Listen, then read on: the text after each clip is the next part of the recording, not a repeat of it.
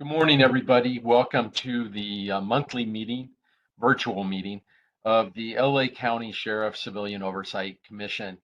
We have a lot of matters to cover, including the conditions in the jails, some work with the Sybil Brand Commission, and the sheriff's presence in the LA County Public Schools in the Antelope Valley. So I'd like to dive right in. And I think we begin with the taking of the roll. Ingrid? Yes. Chip. Commissioner Bonner? Here. Commissioner Cooper? Here. Commissioner Garcia? Here. Commissioner Giggins? Present. Commissioner Harris? Here. Commissioner Hicks? Here. Chair Kennedy? Here. And Commissioner Rubin will not be joining us today. Thank you. Thank you. And before we start the meeting, we just have a reminder that we have robust, hard-hitting conversations here at the Civilian Oversight Commission, but we would appreciate it if everyone could engage with each other in a thoughtful and respectful manner. I'm not going to read the whole code of conduct. I'm just going to ask everyone to remember that the best way for us to achieve change is to talk to each other like real people. So with that, I think we have the matter of the consent calendar. We need to approve the last meeting minutes, May 19th, 2022.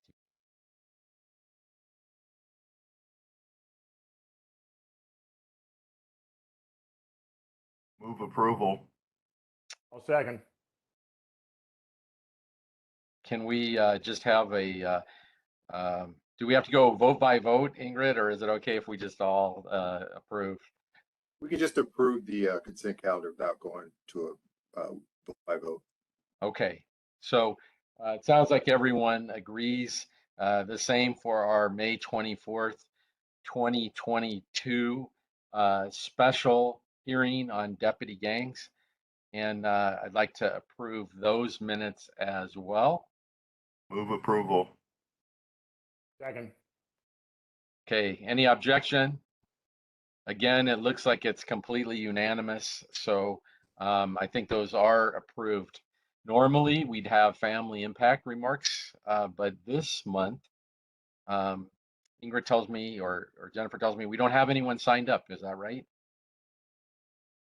Okay, so we'll go on to reports. I don't have anything particular to report. So Brian, as our executive director, you want to report on anything? Sure, just very briefly, I did want the commission to know that based upon the motion that was passed at our June 10th special hearing, that we did forward to the sheriff a letter requesting that he instruct his department and his deputies to assist us and to participate in our review of the deputy gangs received by them yesterday. And secondarily, very briefly, the staff will be participating in a Juneteenth celebration with District 2 tomorrow at Magic Johnson Park, and we invite the public to come out and join. So that concludes my report. Oh, I'm happy to hear that, Brian. Thanks for the invite.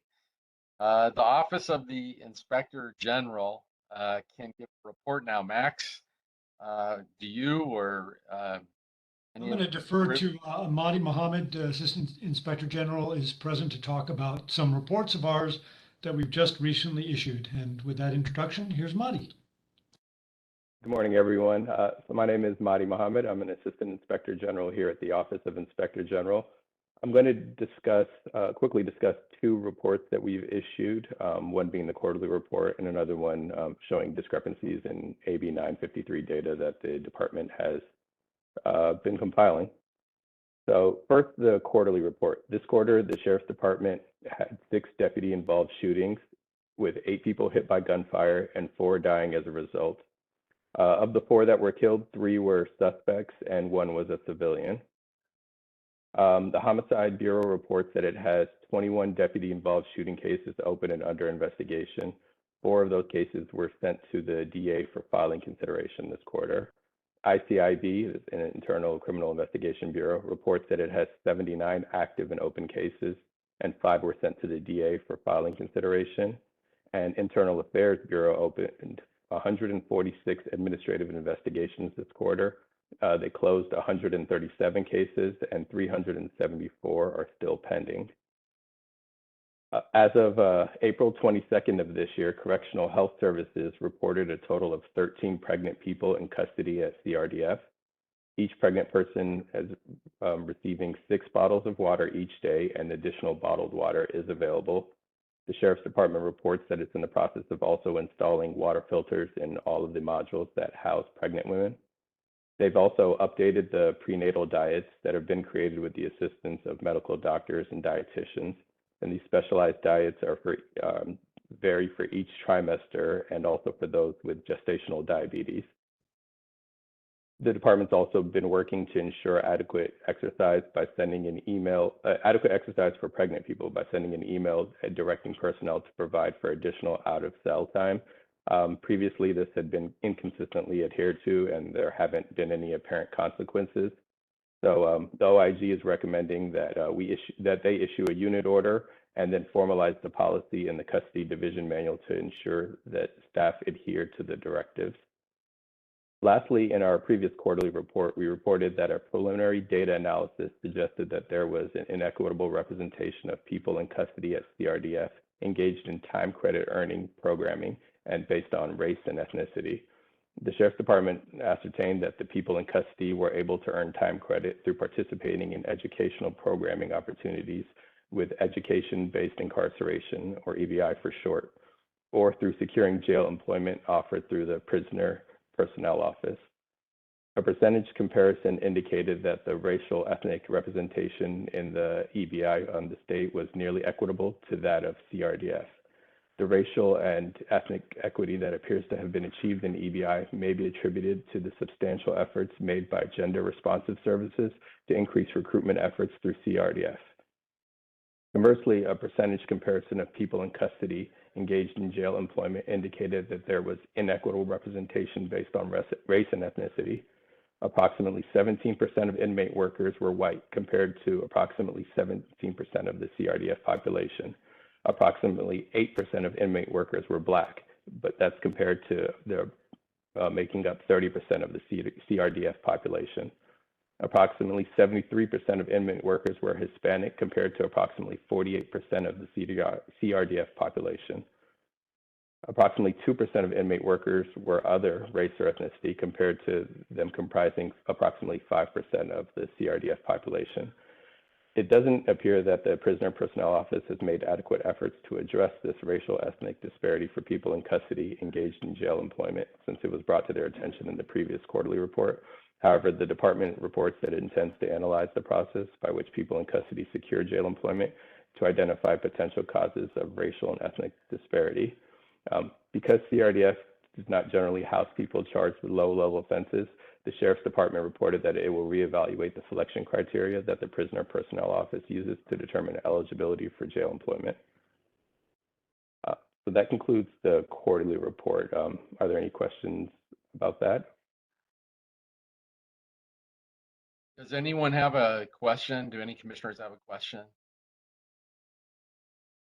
Madi, I just have one. When you talk about the shootings and you say 3 suspects versus 1 civilian, can you tell us what that, it seems like you're distinguishing. What is the difference between civilian and suspect?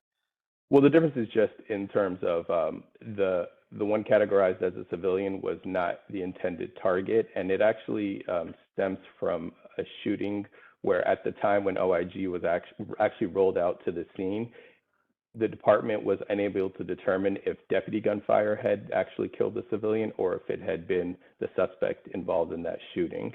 To my knowledge, we still don't have the answer yet, but that's the distinguishing factor. The 3 that were killed were actually the intended target. They were the suspect, whereas this 1 civilian was not involved. Okay. Anyone else? I don't. Yes, Patty. please. Thank you, Chair. I wanted to know, at what point were you focusing on the racial and ethnic disparities? You talked about last quarter and this quarter. When did you start looking at that at CRDF? So we did a preliminary analysis last quarter, but the stats that I previously stated were for this quarter. So that's when we did a deeper dive and really dug into kind of analyze the disparity and find Okay, out so where so it's this is recent to this year. correct. Yeah, this is This has from not been January. this has not been an ongoing observation, just more recently in the last 2 quarters. Correct. Okay, good. Thank you.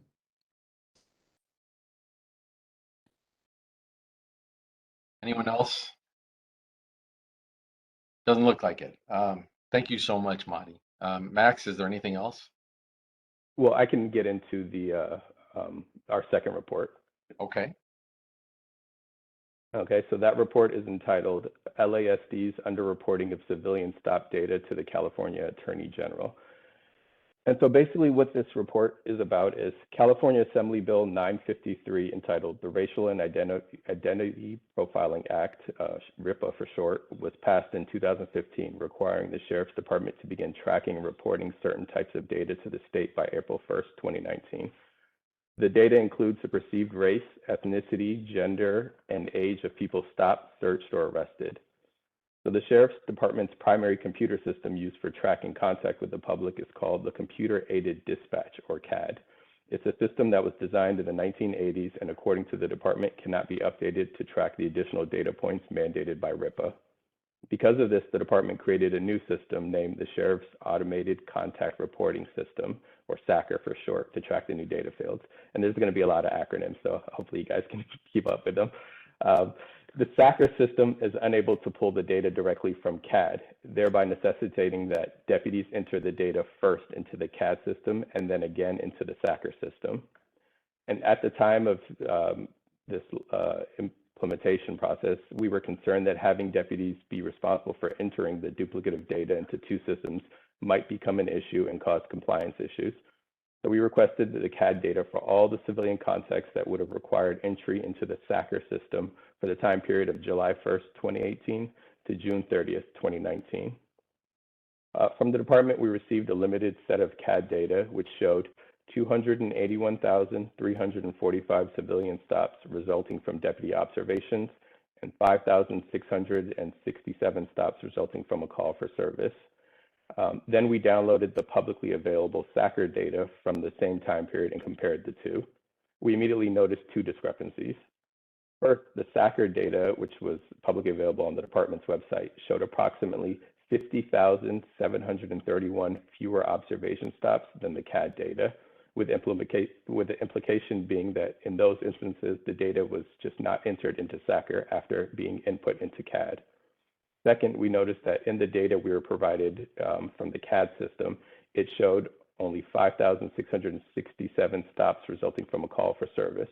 But when we pulled the SACR data, it showed that there were 20,989 stops resulting from a call for service. This suggested that the department may not have provided us with a complete data set for calls for service. Because of this, we filtered out the incomplete data for calls for service and focused our analysis on the observation stops. So then we looked at the number of total monthly stops by race of the person contacted, the station or unit or assignment of the deputy, and discrepancies in the number of backseat detentions, consent searches, and reasonable suspicion stops. So in total, there were 50,731 fewer stops entered into SACR, with the vast majority of underreporting coming from patrol stations, and these were spread throughout the sheriff's service area. It wasn't limited to just one specific patrol division. Additionally, 66% of the underreported stops consisted of contacts with Hispanic persons.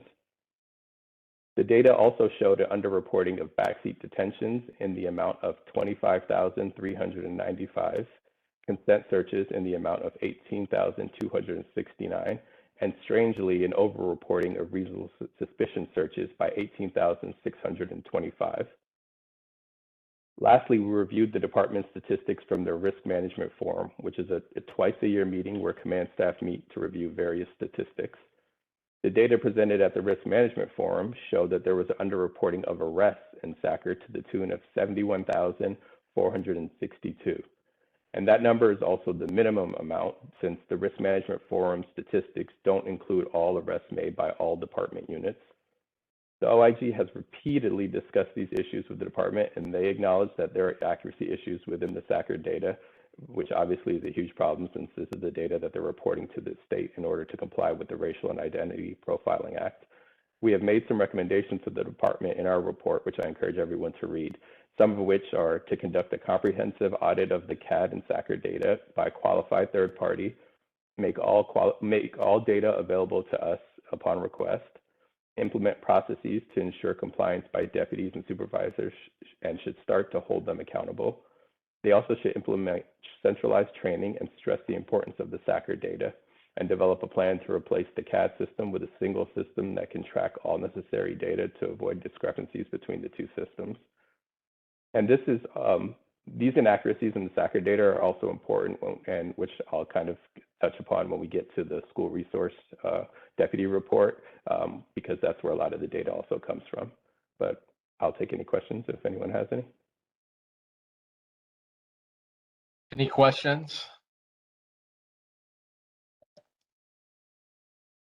Yeah, I have Okay, Irma? Yeah. yeah, that was a lot of data.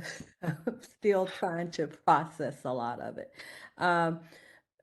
But with the two systems, I understand how that can cause a lot of problems for the staff to have to duplicate and, put the data in twice. So did they give any type of timeline to get rid of the first system? So my understanding right now is that it would cost multi-millions of dollars, and the department reports it would require a large undertaking of staff. So as of now, I don't know if they have any plans to implement a new system. That's something maybe they could speak to, but okay, I just received a message. I guess they are in the process. They're actually looking at it right now. So it seems like it's something they're looking at, but I know obviously there's a fiscal impact and staffing impact that go along with it. Yeah, I know I don't understand computers that well, but I'm surprised they didn't do an interface to make sure that both of those systems could talk to each other. I mean, that might have been cheaper than trying to get rid of the system entirely. Well, I think it's a function of the CAD system is just so old that there was no way to update it. At least that's what was reported to us, but okay, maybe someone from the department can speak to that. All right, thank you. Rob? I'm sort of wondering what the cost of the, it seems like the solution here is to upgrade or develop a new system to replace CAD. Seems pretty obvious. It's probably going to cost a fair amount of money. I'm surprised that the Sheriff's Department hasn't created a budget number for what it would require to replace the system, both in terms of capital cost and I doubt that there's going to be significant increase in staffing, since if you go from two systems to one, if anything, it should perhaps reduce staffing. But I'm wondering, do they have a number for this? Has it been presented in their budget to the Board of Supervisors? Does the Board of Supervisors support the taking actions that are apparently necessary to comply with state law, AB 3953? And where is the state on this? I mean, is this something that is being monitored by the Attorney General's office of the state of California? And why aren't they in there making sure that the data is satisfactory and compliant with AB 953? A few questions there, but those are the things that occur to me. I'll step in on that if I may, to say that as to the last question first, this specific issue related to the compliance with state law, I don't think was flagged until we identified the discrepancies. So I think the answer is no, it hasn't been addressed specifically until now. And we received, as you'll see attached to our report, a brief letter from the sheriff saying, thank you, yeah, there are problems. I'm already working on fixing them, and and no additional details. So we don't really know that. And what I think Monty knows is sort of back channel. But to back up, this issue of antiquated computer systems is indeed something that has been discussed extensively for years. And like many county facilities, our computer systems within the Sheriff's Department are aging, antiquated, and phenomenally expensive to repair. So it's been a budget discussion for some years. There have indeed been figures presented, and if the commission would like, I'm sure the department could come forward and present detail on what it would cost to really overhaul their overall computer system. This is tied into a larger effort within the criminal justice system to track data relating to evidence and crimes and court processes, and make sure that it's available to the district attorney's office, to public defenders, and to everybody involved in the system. And that whole process involves updating computer work. So there are numbers available to the commission if you want to dig into it. Thank you. Anyone else? JP. This was discussed during our ad hoc budget hearings. It is a budget request. They recognize that this system is at end of life. I'm very concerned because when it fails, it is going to be a catastrophic failure. Not just going to impact our ability to collect data, but it's going to impact their ability to dispatch radio cars. It's just a massive undertaking, and it needs to be addressed. In the budget document, it was number 5 identified as unmet needs.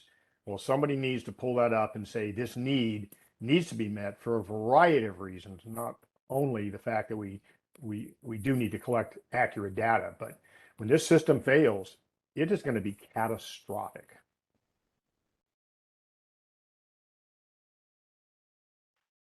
Well, thank you, JP.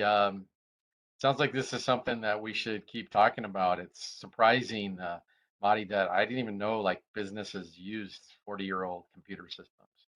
It does sound like a real problem. Anyone else?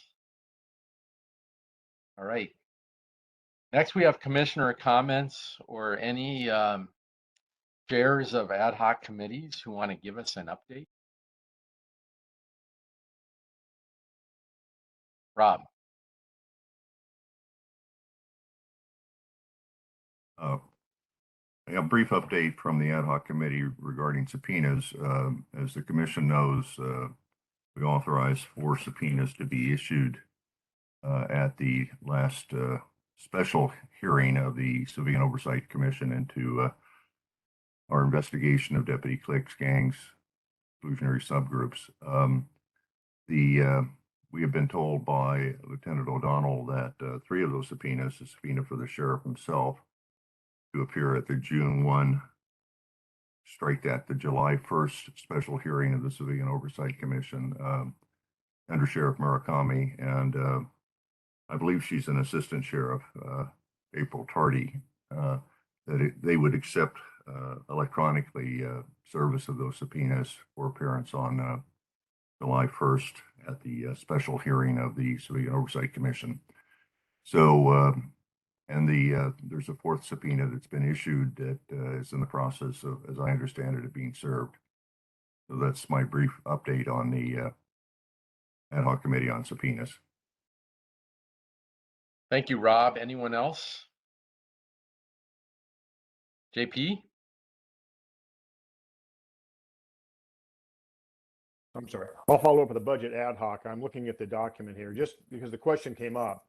There is a price tag associated with the replacement of the CAD system, and it is $13.143 million. It would require 7 additional personnel to be added to the sheriff's budget.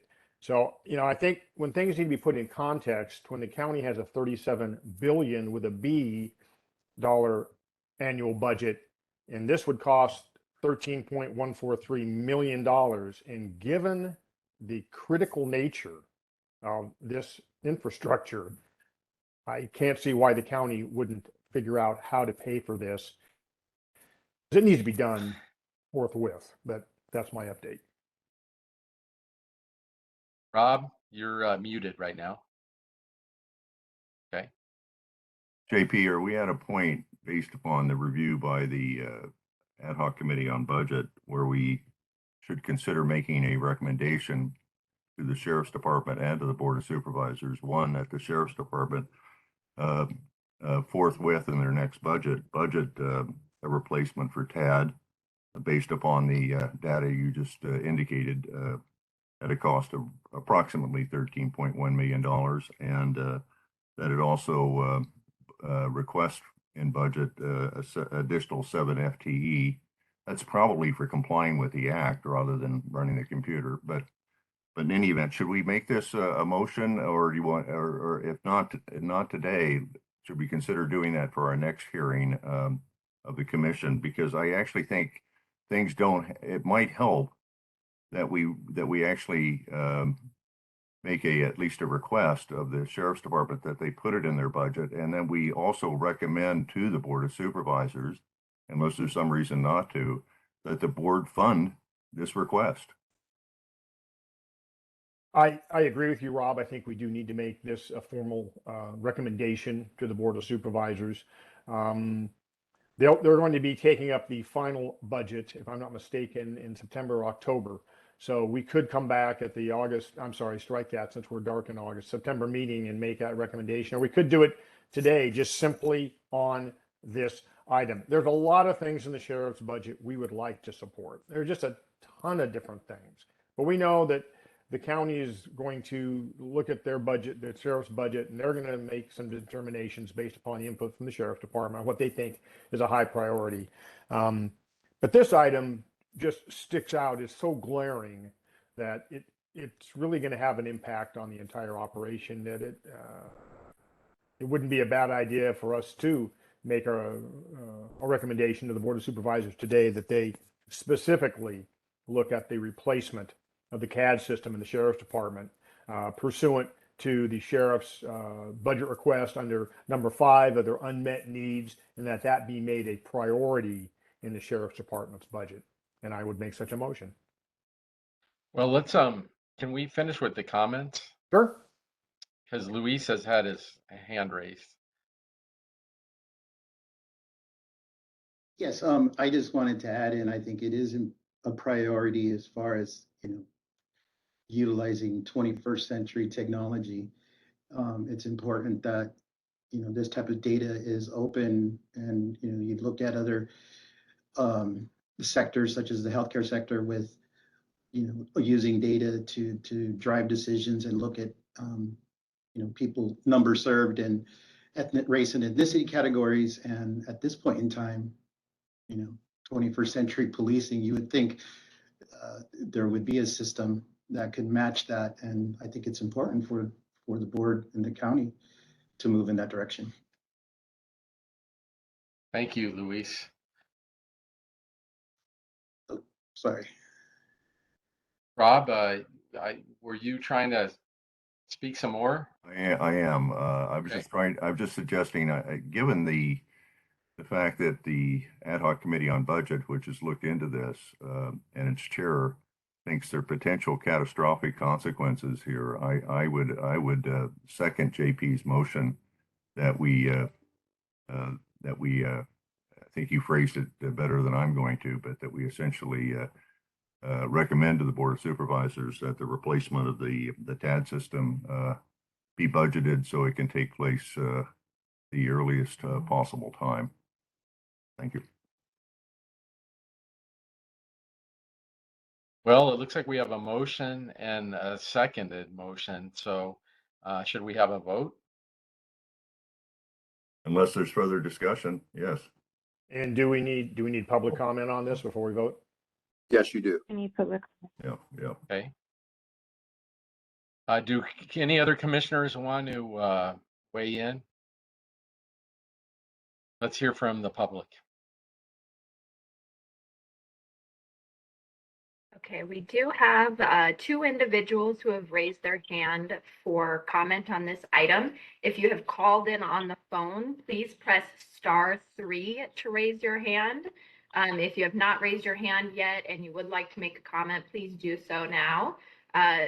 Chair Kennedy, will we be taking 2 minutes? Yes.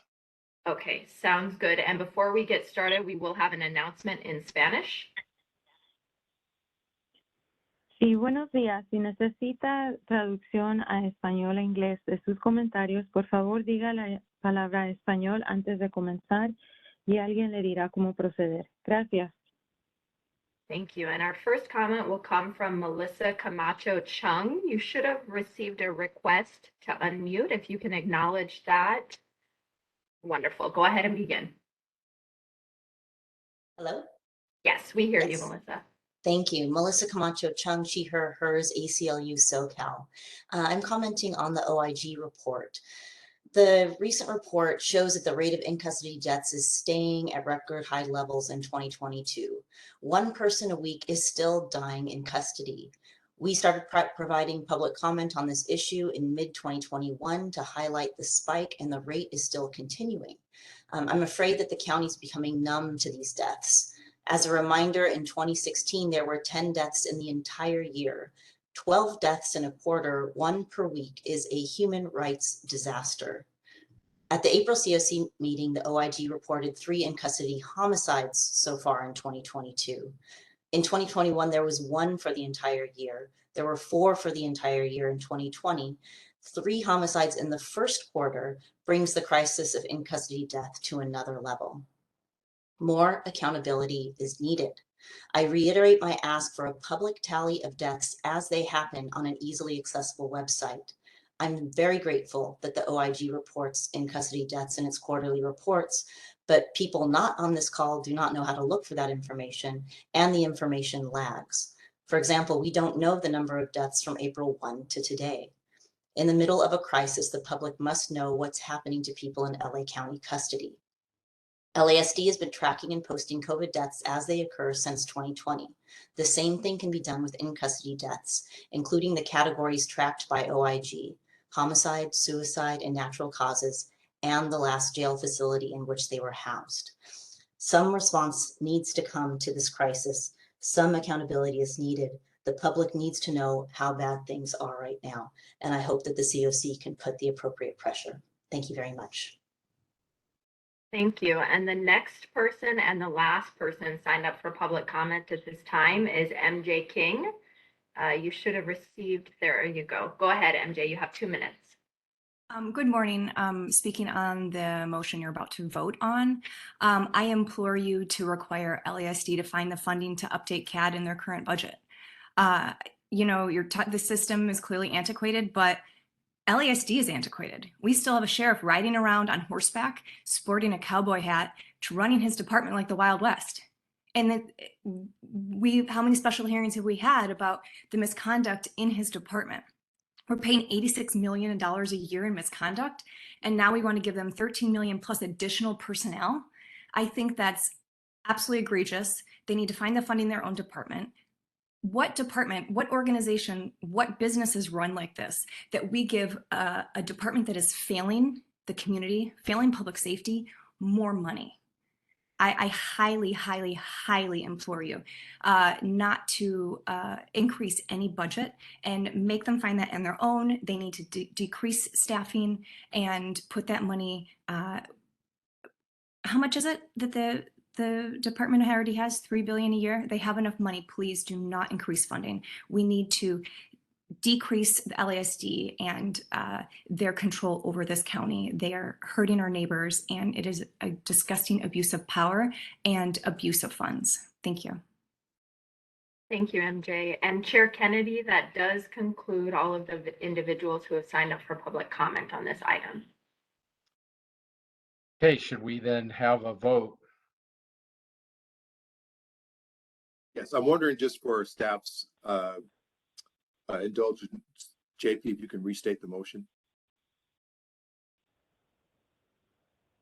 That the COC recommends to the Board of Supervisors that they adopt the sheriff's number 5 unmet need in their 2022 budget request to elevate it from an unmet need to a need that should be met immediately. Thank you.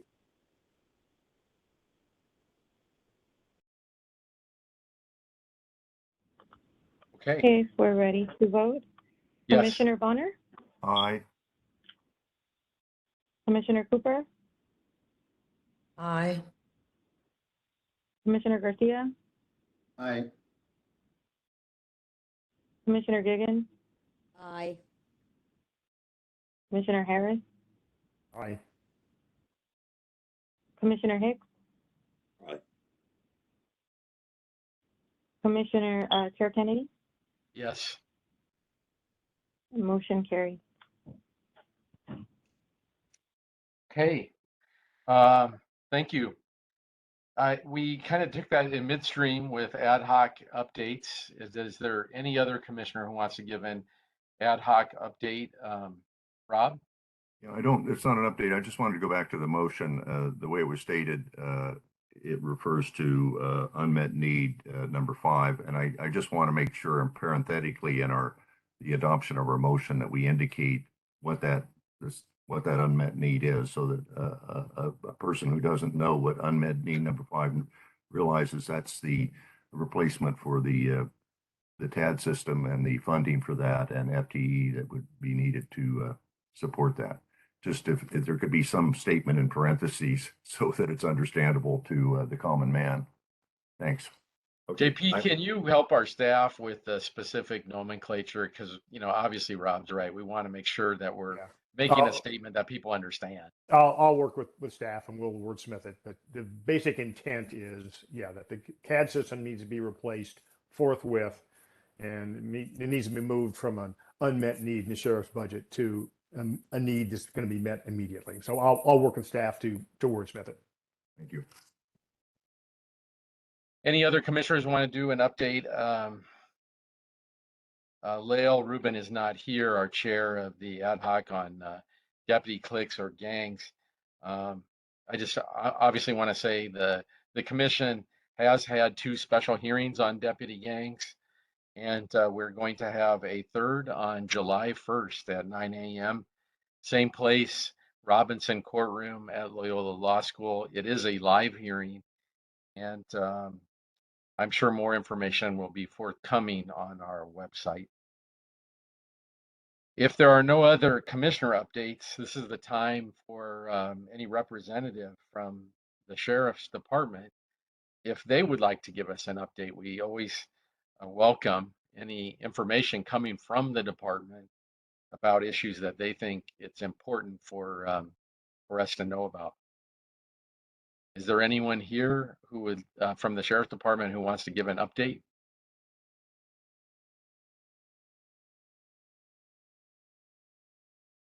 Rob, you're on mute.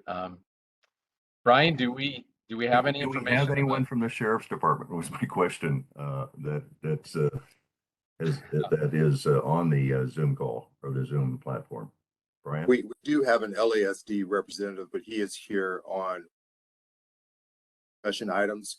Generally, we invite either the sheriff or undersheriff or a senior member of the department to attend each of our meetings. And as you know, they have not attended our meetings in the past. So today, once again, we do not have a senior representative from the sheriff's department to appear before our meeting.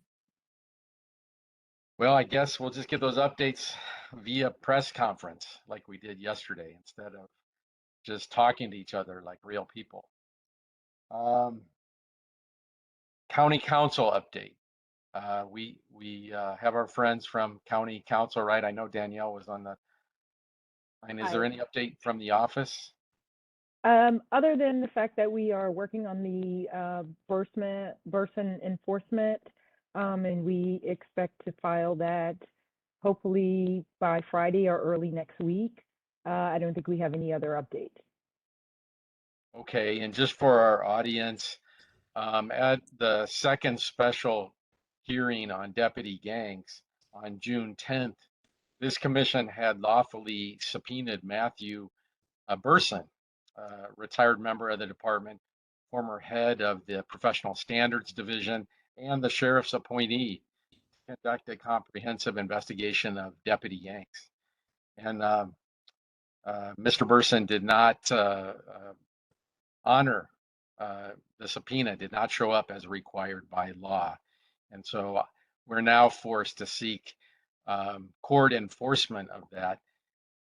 It's a shame that sworn law enforcement officers at the highest level don't follow legal subpoenas, but this is where we are. So thank you very much, Danielle, for moving the enforcement forward. Absolutely.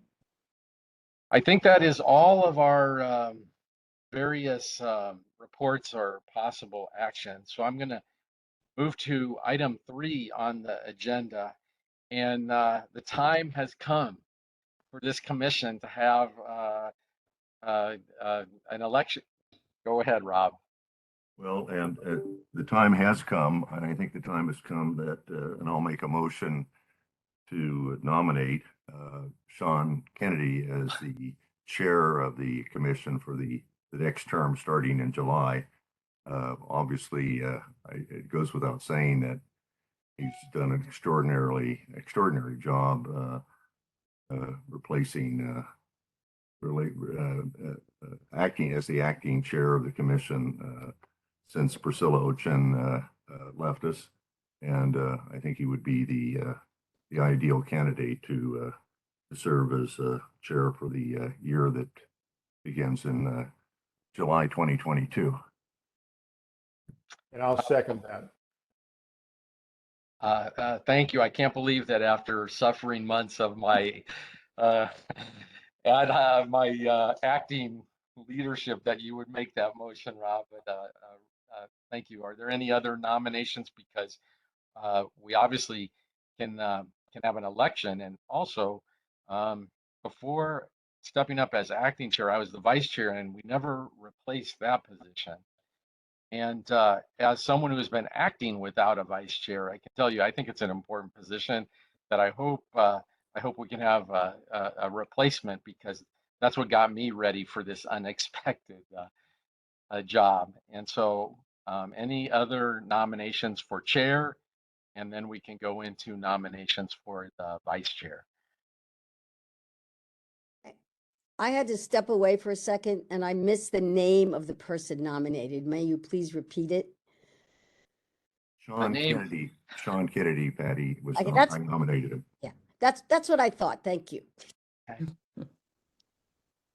Okay, hearing no nominations for chair, what about vice chair?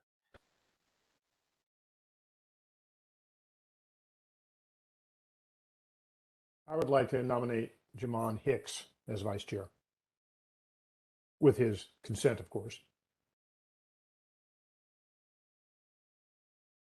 Not hearing any objection from Jamon, I'm going to take that as implied consent. Is there a second? I'll second that. Okay. Well, Brian, I'm not sure procedurally, as you know, that's always my struggle. Do we wait until the next scheduled meeting for the election? It doesn't sound like it's going to be a competitive election, or should we do that now? What do you think is best? Yeah, I don't see any need to wait until the next meeting to have the election. Okay. Today. Do we need like comment, or do we just vote, or? We do need to have public comment, and then we can take the vote after the public comment. Okay.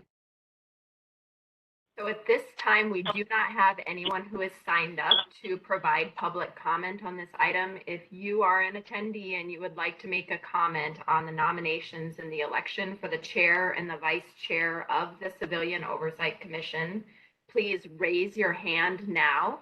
If you are on the phone, you can request a comment by pressing *3. That will put you in queue. We still are not seeing any hands raised for public comment. If you would like to take the floor back, Chair Kennedy. No public comment on this item. Yes. So do we need to do a one-by-one vote, or can we have just I think we can do it by acclamation at this point. Okay, so the nominations are myself for the real chair. I can't say I would be the acting chair anymore, and Jamon Hicks for the vice chair. Is there any one who I guess wants to vote no? Why don't you just call for ayes and nays on this? Okay, let's hear it from the ayes. Aye. Aye. Aye. Aye. It looks like everyone, and any nays? So we Wait a minute, Sean. Yes. Chair should ask then. Any abstentions? Thank you, Rob. Are there any abstentions? I think we have it by acclamation then. Jamon, congratulations. Thank you. Congratulations to you both. Thank you, Commissioner. Thank you so much. We are going to try to keep up the great tradition that this commission has had going on, keeping the dialogue up with the sheriff. So having completed that, I think it's time, Rob, can I lean on you? Because we have some ratifications of subpoenas, it says. Well, no, I don't believe we have any subpoenas that are appropriate for ratification at this time. This may be just a continuing placeholder item on the agenda, and I think I'd keep it as a placeholder, but I have no motions to ratify any subpoenas in connection with the Oversight Commission's investigation into Deputy Cleek's gangs, exclusionary subgroups. Okay, because we've already ratified the ones that have been spoken about. They were ratified in front of the public at our last special hearing on deputy. Technically speaking, Mr. Chair, they weren't even ratified. The full commission just voted on them. We did not go through the process that we set up by motion where between hearings, it's possible for us to issue subpoenas and then have the full commission ratify them. So those were just directly approved by the full commission, those 4 subpoenas I referred to earlier. Yes, exactly. Thank you for clarifying that. So I think that we can move on to our next item, which is 3B. It's a request for the Sybil Brand Commission jail inspections in furtherance of the Board of Supervisors motion dated November 2nd, 2021, to conduct a survey in the county jails. Is there anyone who's going to speak about this? Chair Kennedy and members of the thank you, members of the commission.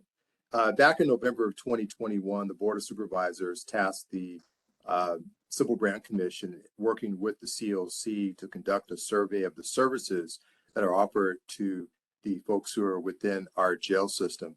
According to county ordinance, the Sybil Brand Commission can only do 2 views of the jail. They can only visit the jail twice per month, and to get through their job of surveying approximately 1,900 people, they're going to have to go into the jails more than twice per month. The one outlet that they have to go into the jails more than twice per month is a request from the Civilian Oversight Commission to ask them to go into the jail for some additional time. So we want to ask the Sybil Brand Commission to conduct as many visits and inspections to the jails as necessary to complete this survey. This is also part of our continuing effort to work closer with the Sybil Brand Commission and with the OIG to oversee the jails. So this motion simply asks that the Sybil Brand Commission conduct as many inspections as necessary to complete their job at our request. And based upon this, we will continue to work with them to provide greater monitoring and oversight of the jails. So if anyone would like to discuss this, any commissioners want to make a comment? Rob?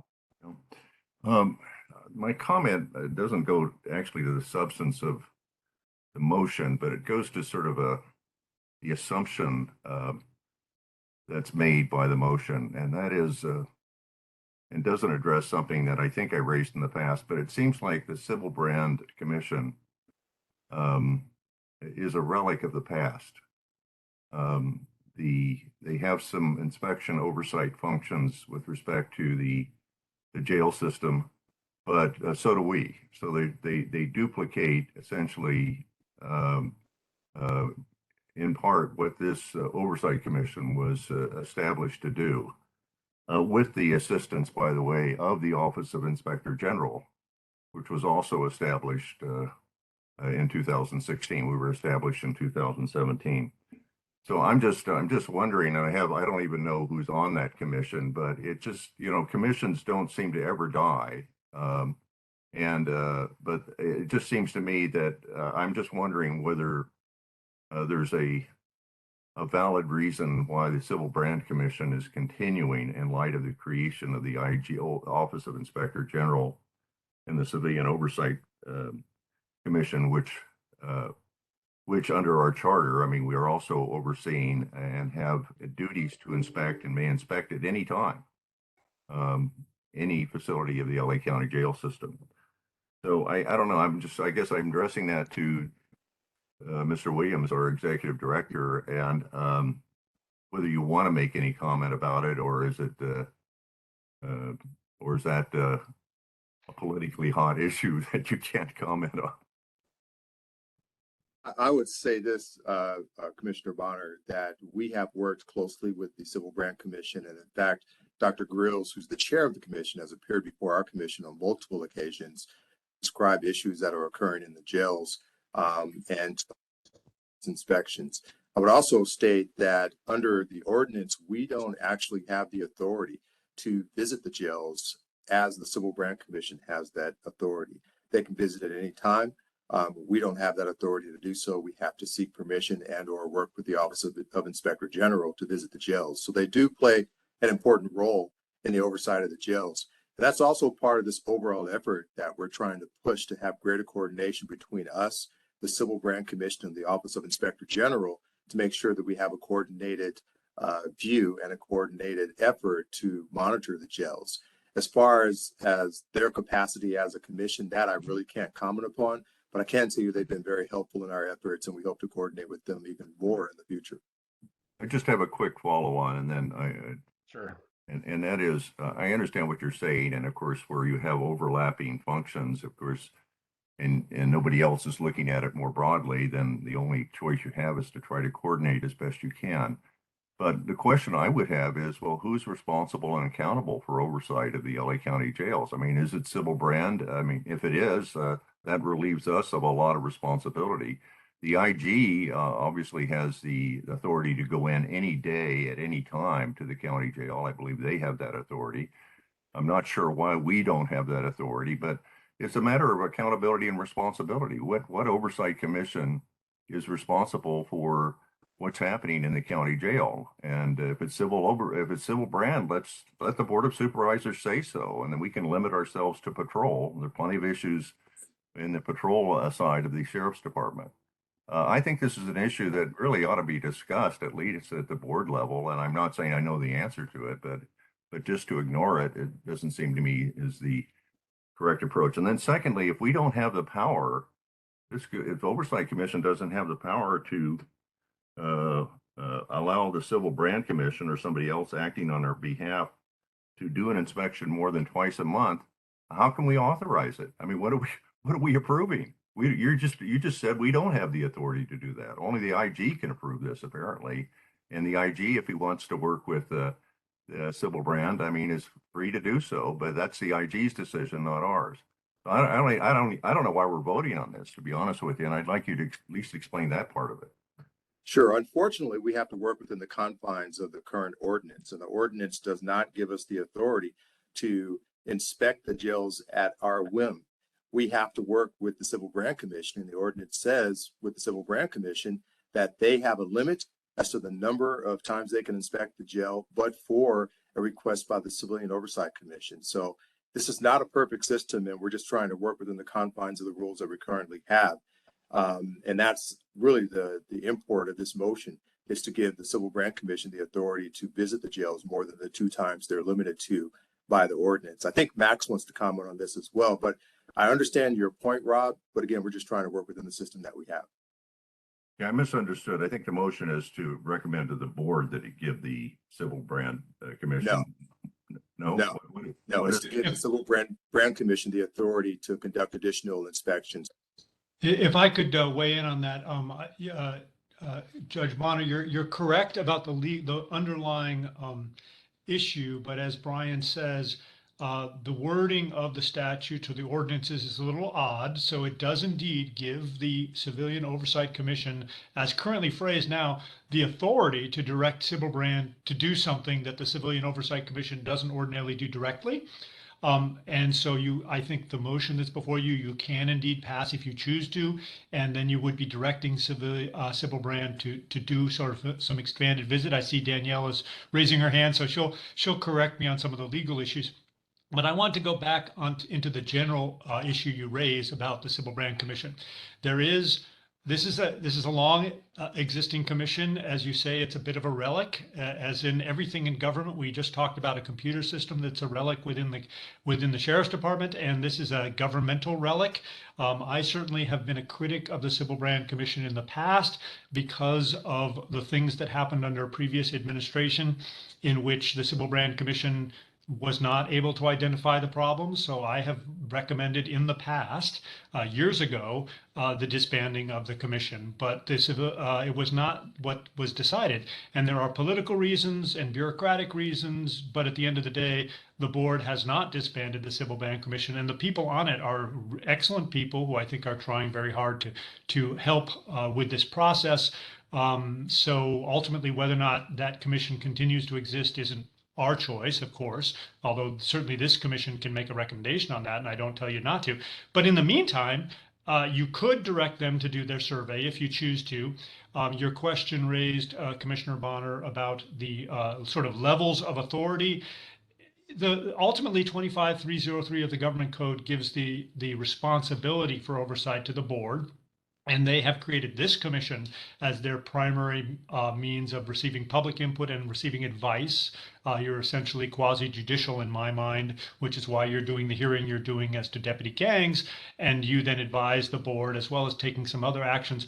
My office is more of sort of the executive branch, and we take on behalf of the board actions in terms of investigation. And although commissioners aren't directly authorized to go down to the jails, we are your investigative arm, so our work is reported up to you on that. And the Sybil Brand is now kind of a secondary investigative arm for you to the extent that you wish to use them. So I think that's kind of the state of the law at the moment.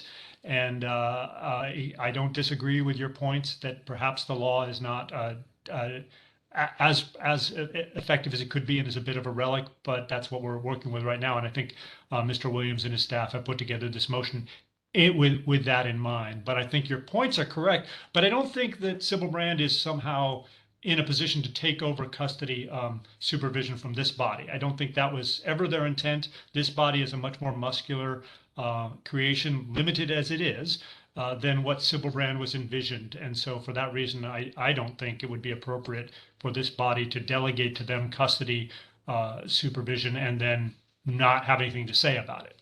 Those are my thoughts, and then I would defer to Danielle if it's appropriate, because she's the official. I'm special counsel. She's your official counsel. I would just thank you, Chair Kennedy. I would just add that on November 2nd, the board approved a motion wherein they requested the Sybil Brand Commission to conduct a survey, and they asked that it be done in collaboration with the Civilian Oversight Commission to conduct this survey. So I think that just to add to what Brian and Max was saying, I think the board was requiring this to be done in collaboration with the SBC and the COC to conduct this survey. Thank you. Thank you. Luis, you've been very patiently waiting.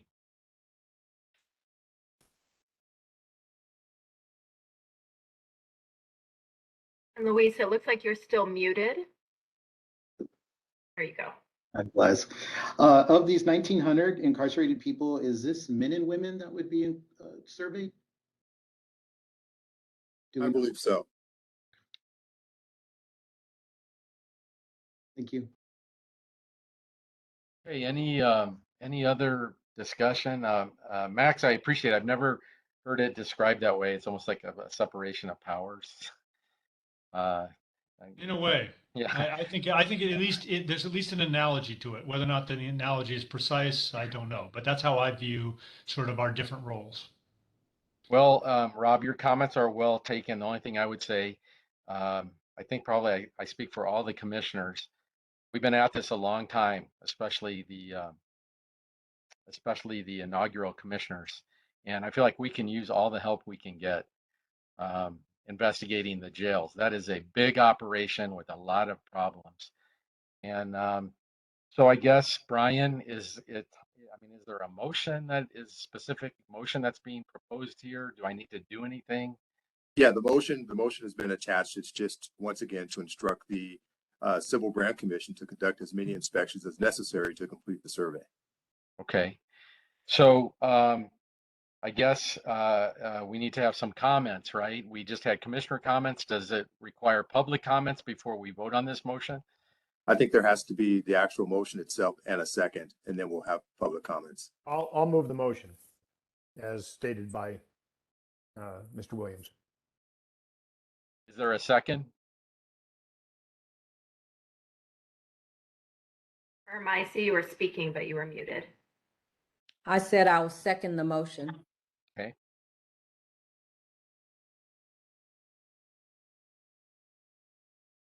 So do we have to have the public comment is my question, Brian? Yes, public comment. This is the time. Yes. And as an update, we still do not see any hands raised for public comment on this item. So I will again restate, if you would like to make a public comment on the motion to request the Civil Brand Commission to visit the Los Angeles County jail facilities to conduct a survey, please raise your hand now in WebEx. If you have called in on the phone, please press *3 to get in queue. And we are still not seeing any hand raised for public comment on this item. Okay, so let's have a vote.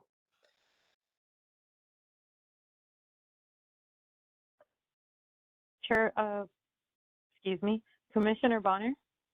Yeah, because I'm confused as to who actually has the responsibility here overseeing conditions in the county jail, and apparently the Board of Supervisors is equally confused. I'm going to abstain. Thank you. Commissioner Cooper? Yes. Commissioner Garcia? Aye. Commissioner Giggins? Aye. Commissioner Harris? Aye. Commissioner Hicks? Aye. Chair Kennedy? Yes. Motion carries. Thank you. Thank you, everyone. We are at the point in the agenda where we're going to take a 15-minute break and then start up with a discussion of the Sheriff's Department presence in the LA County Public Schools in the Antelope Valley. So what time it is now? It's almost 10:05. So why don't we resume at 10:20? I'll see everyone at 10:20.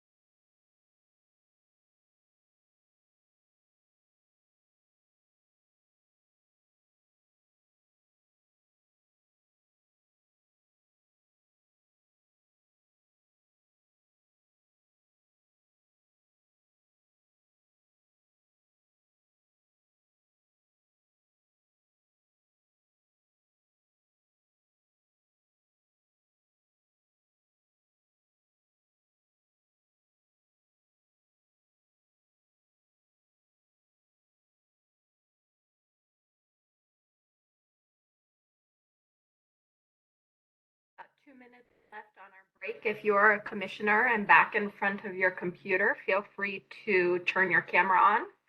Thank you.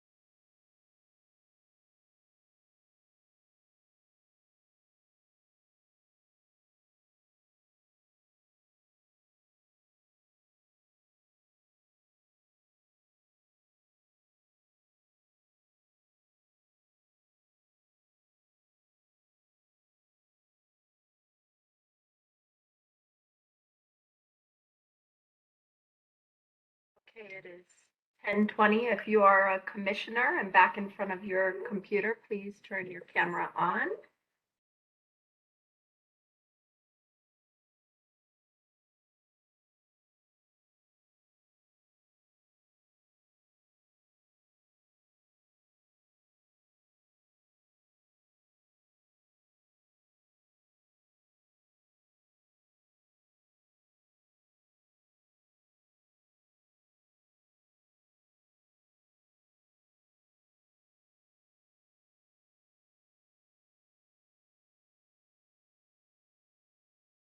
Okay, and I believe we will be resuming from our break shortly. Commissioner Harris, I'm not sure if you have been in communication with Chair Kennedy. Yes, I have been. In way of explanation, Chair Kennedy advised me last evening that he was going to have to break away from the commission meeting about this time to conduct an interview with an inmate at the CDC. And being as how there is currently no vice chair, or at least there wasn't until a few moments ago, he asked me if I would fill in his absence until he can come back.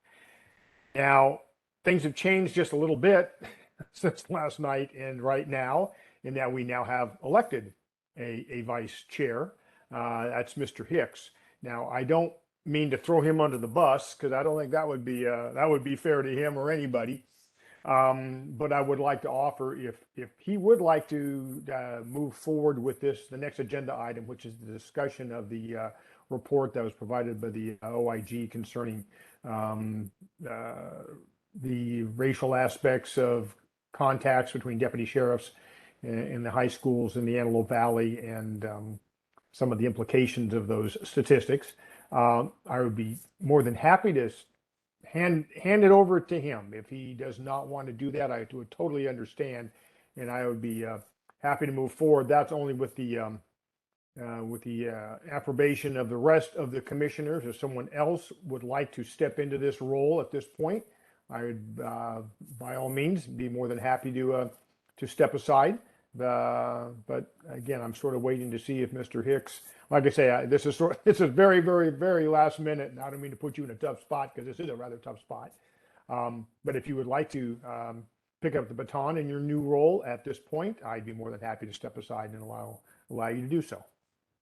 Thank you, Commissioner Harris, but I would prefer to defer to you and your wisdom and knowledge of these proceedings at this point. And also, I'm having some tech issues with my laptop, so there's a possibility I'm going to have to log off real quick and log back on my phone. So I think it would be best if you took the time for now, and I'll be ready at the next meeting as necessary. Excellent. Glad to do so. Thank you. Right, that was a good try, JP. Yeah, well, you can't fault me for giving it a shot. You know what the heck?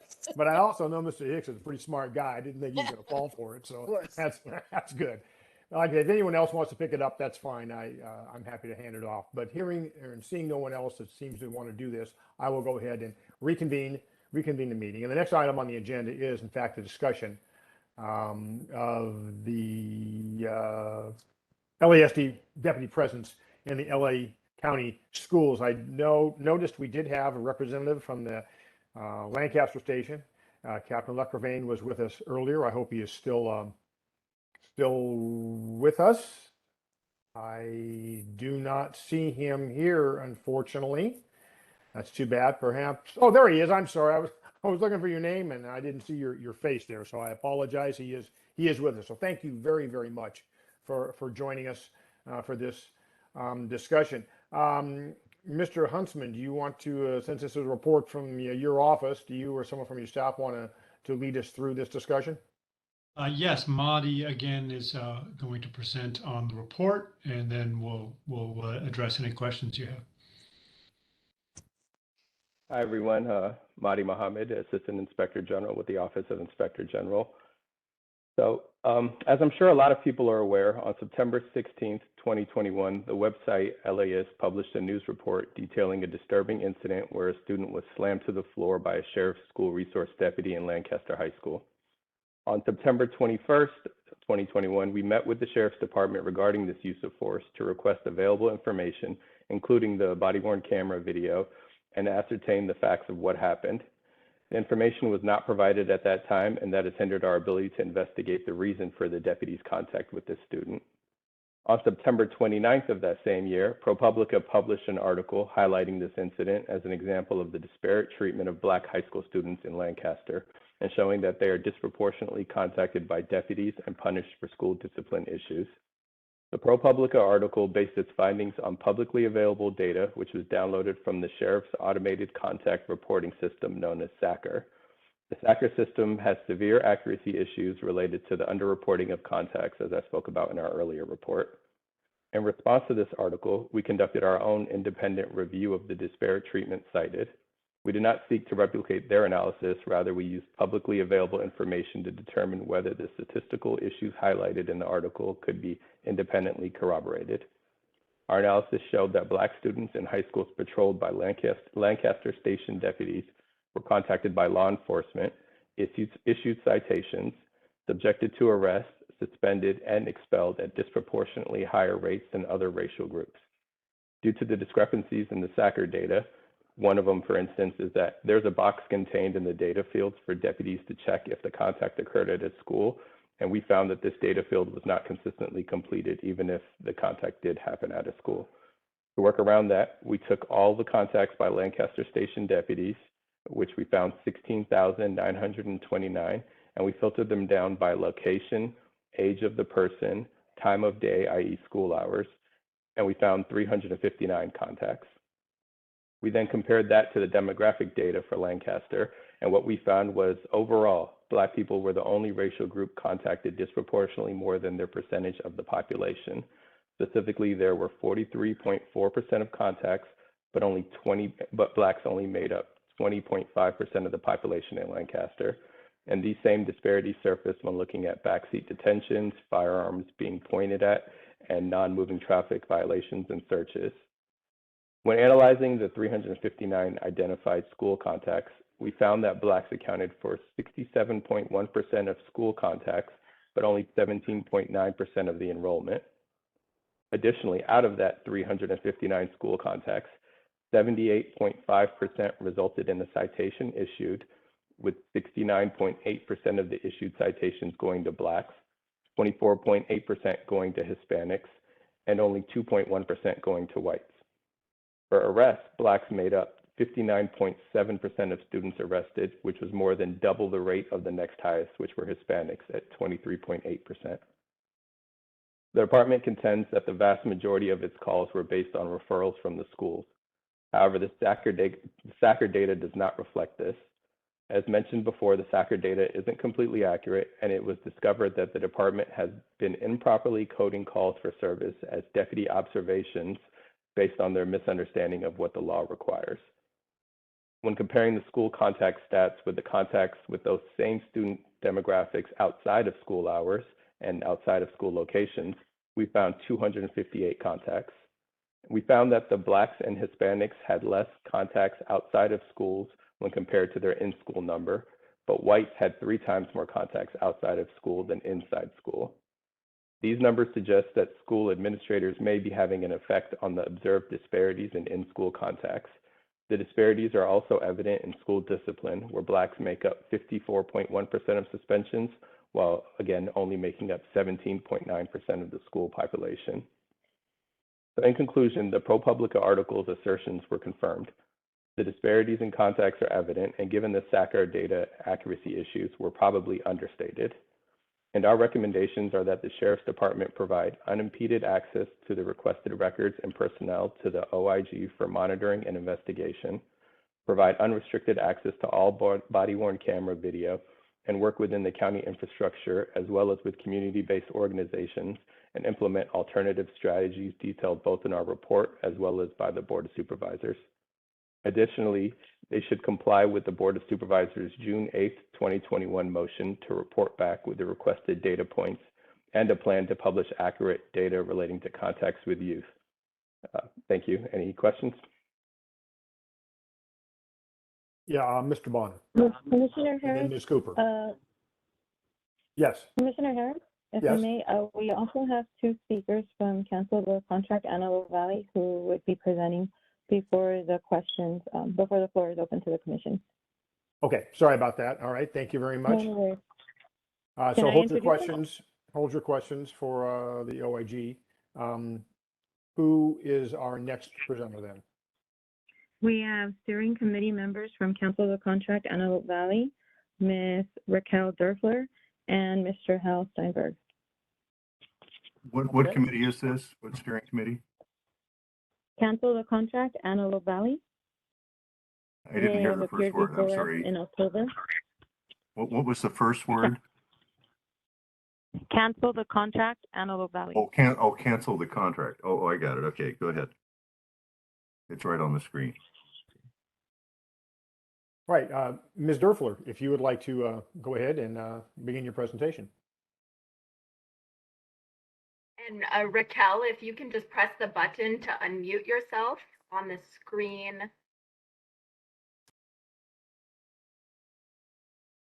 you hear me now? Yes, we do. Please go ahead. Thank you. Good morning, commissioners. Thank you for the opportunity to address this panel. My name is Raquel Derfler, and I'm a longtime resident of the city of Palmdale. Hal? Thank you, Raquel. And if we could go to the next slide. So my name is Hal Steinberg, and I'm also a resident of Lancaster and a steering committee member of Cancel the Contract along with Raquel. So just a really quick background on our campaign. We are a digital and ground grassroots campaign of about 30 plus community organizations addressing law enforcement violence and racism and reimagining care in our communities. Briefly, you already know this, but the historically white towns of the Antelope Valley over the past 20 years have turned into large majority minority cities. The 2 largest cities, Lancaster and Palmdale, have a long history of racism and law enforcement violence. Since we last came to you in October 2021, we've developed some of our work, which includes something called the Freedom Art Squad, which is a youth resistance through political art that engages students on what school safety looks like without the presence of law enforcement. We've continued to call on the Antelope Valley Union High School District to not renew the LASD SRO contract. We are working on an alternatives plan with noted sociologist Alex Vitale, the author of The End of Policing, and we met with former and current Lancaster and Palmdale station captains. Next slide. As you see here, this graph clearly demonstrates how our Black and Latinx students have a disproportionate level of contact with LASD on campus compared to their white counterparts. But to highlight this more deeply, Black and Latinx students were searched by law enforcement in schools more than students in every other racial or ethnic group combined. Black students represent 27% of the population of students with disabilities, yet they receive 44% of referrals to law enforcement. White students at 54% of the disabled population received only 41% of referrals. From the 2018-2019 school year to present, nearly 2/3 of the students with disabilities who were handcuffed were Black, and nearly 3/4 of students with disabilities who were physically restrained were Black. Next slide, please.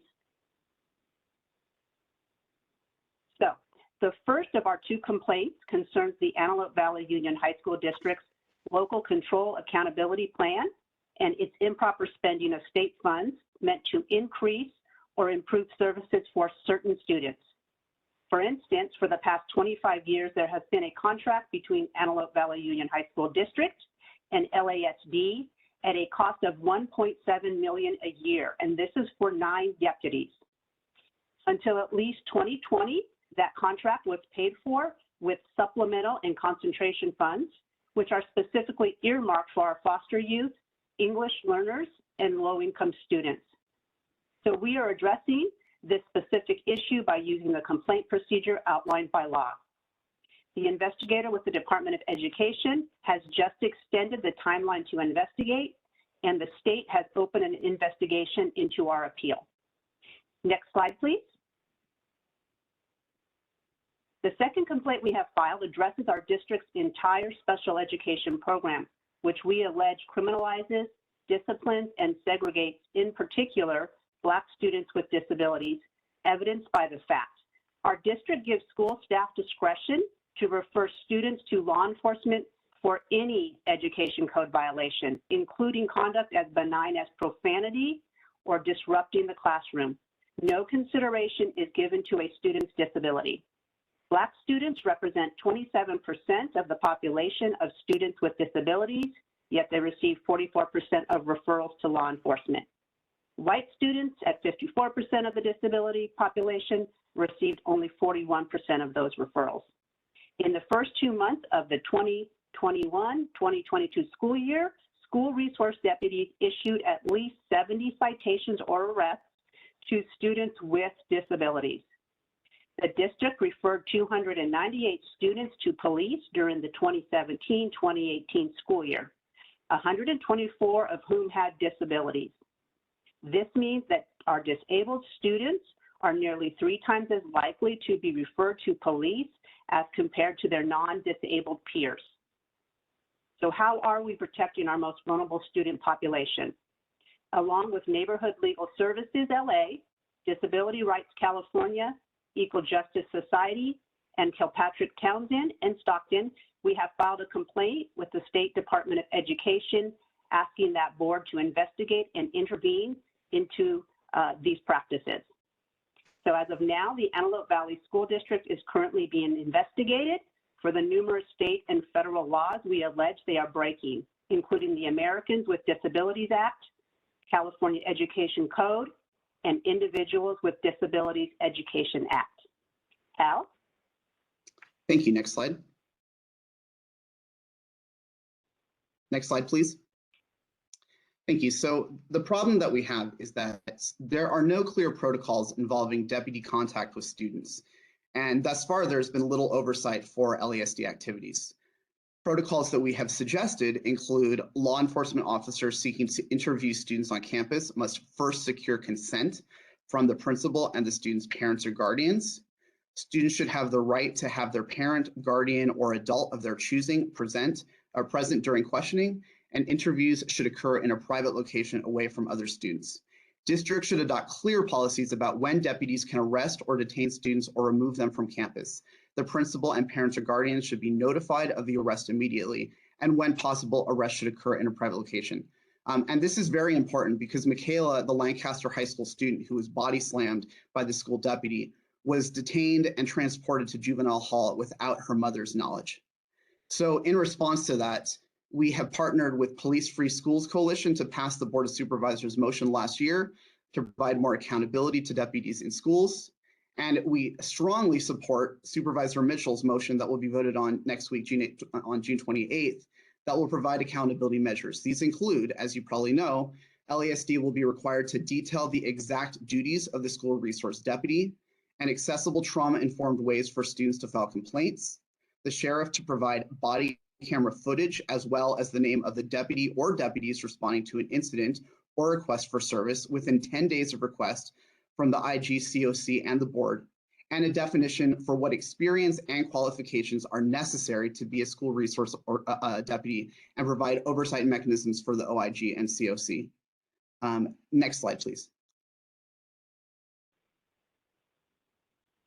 So as an organization, we believe there should be no deputies on school campuses. However, we are engaging government institutions in creating oversight and accountability until that goal is reached.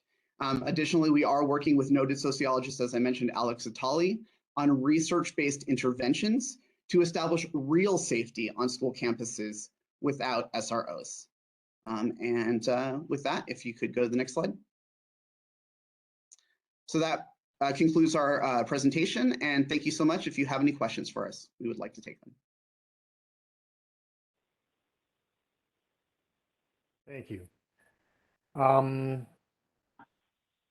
I would like to hear from Commissioner. Yes. And just to clarify, Captain LeCravain is available to answer questions, but he will not be presenting today. Okay, that was my question now, if Captain had a presentation to make, but I hear he does not. So would it be appropriate at this time then to open this up to the commission for questions of both presenters? Absolutely. Okay, Mr. Bonner. You know, just a couple of questions, and this is for the Office of Inspector General. The station, the Antelope Valley Station, if I recall correctly, is still under a federal consent decree proceeding. There's a monitor that's been appointed by the Federal District Court. And my first question is, did the Inspector General, Office of Inspector General, sit down with the monitor to gain any additional insights and data that they might have? I mean, the consent decree involves racial profiling in the Antelope Valley Station. Then I have one more question, if I could. That's, I think, a pretty straightforward yes or no, but Mr. Mohammed? I'm not aware of, for purposes of this report, if we met with the monitor. I'm querying staff right now just to make sure, but Max, I'm not sure if you had any additional information. Well, yeah, Marty may check with staff in case somebody might have reached out, but I think the answer is no, because that consent decree, although very connected in terms of the structure of it, was not on the same subject matter. Well, I mean, we're talking about racial profiling of some sort here, I think, by the Sheriff's Department. I mean, look, I don't mean to, I'm actually having a hard time understanding both the accuracy and the meaning of the data. Certainly subject to interpretation, I understand that, but it seemed to me it might have been helpful to at least consult with the monitor that's overseeing essentially racial profiling issues involving the Lancaster station. But that's just a comment, no response necessary. My more substantive question is, there was discussion, again, this goes to accuracy of the data and what it means, but as to response to calls. In other words, the sheriff's resource deputies, if I understand it, there might be a variety of reasons why they have contact with students at schools in the in Lancaster or Palmdale, for that matter. But one is that the school actually has made a call requested the deputies to respond. And in that case, if there's some sort of a racial element to the contact, it isn't the deputy, it isn't the sheriff's department, it's the school administrator. So actually, whether there's a call to service by the school administrators seems to me very critically important to how you interpret the data, particularly if the data is suggesting some degree of, as it is, disproportionate contacts with Black students. So talk that out with me. I mean, it seems to me you can't actually make a conclusion for some reason as to what percentage of the contacts were a result of a report, essentially a respond to call from the school or a school administrator, as opposed to sort of a self-initiated contact by a deputy sheriff who is part of the school response deputies program. Judge Bonner, your point is absolutely correct. And as Madi explained, some of the data is incorrectly coded by the Sheriff's Department. So the ability to completely distinguish which set you're dealing with is somewhat limited. It appears to me, from my understanding of it in discussions with the Sheriff's Department, that in fact the majority of the cases are indeed referrals.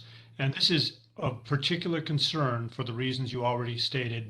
That we're already under a consent decree for exactly the same kind of thing. We worked with an external agency that would then call in the Sheriff's Department and engage in conduct which had a disparate impact. And that's what appears to be happening here in the vast majority of cases, that the school district calls in the Sheriff's Department and then there's a disparate impact. And as you point out, that is a very different thing than if the sheriff's deputies are directly contacting people upon their own observations, which is something which might or might not have a disparate impact, but could be at least theoretically controlled by the Sheriff's Department. But when we essentially delegate our decision-making process at the county to another entity, then we may find ourselves liable for a civil rights action without having made a decision ourselves. So that you're absolutely right as to the issue, and the data is limited on that and requires more accurate reporting by the Sheriff's Department.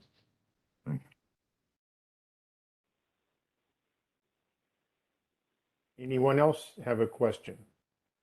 Ms. Cooper. Yes, I also had a concern about the administrators at the school in terms of these referrals.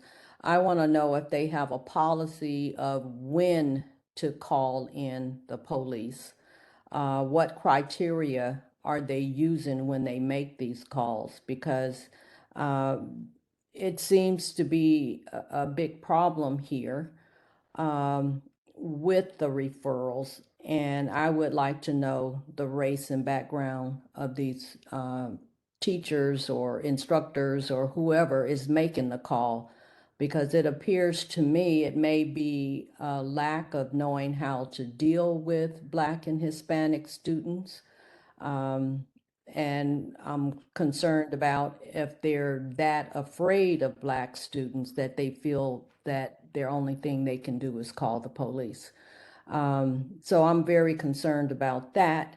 And also, I have a question for Mr. Steinberg. I didn't hear you guys say anything about the parents, what their opinion is. Now, I've read a lot in the news and on the television concerning that the parents don't want police deputies on campus at all.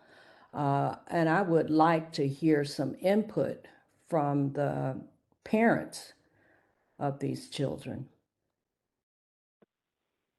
Yeah, so I think on two of those points, I think about first to the question of the administrators, that there is no criteria in the Antelope Valley Union High School District. That's one of the major issues, and that's what we've highlighted through our multiple CDE complaints, along with the relationships with the Sheriff's Department and how those are you could say simultaneous relationships or connected relationships, certainly in a deep way. I would say that parents are very fearful of speaking up. I could just, give as an example, even myself as a member of the community, that when I raised some of these issues at a recent school board meeting, that one of the school board members attacked me and said that I was providing false information, even though a parent and a student had told us that information. And we have, evidence, and we've released multiple reports on this. But once again, there's a lot of fear in this community. It's not just that there is the violence done to students like Michaela. You see once again, what we talked about with what happened with her mother, who was not even notified that she was being taken to juvenile hall. There is an ongoing lawsuit that is going to be involving that. But beyond that, it's that lack of accountability in every sense of the system. that prevents parents from, being engaged. And when they do, they fear. So, Yes, but they Cal, are that is. involved in our coalition. We've had so many people come to us because they know that we are an oasis for them. They will tell us their stories. Like the instance of a young gentleman who was robbed at gunpoint, shot at, young Black man, of course. They don't want to call the police, but I better call the police. And Hal has this on video. When the police arrived, they detained and handcuffed the victim. And so, of course, the young gentleman and his family were very much, we want this public, right?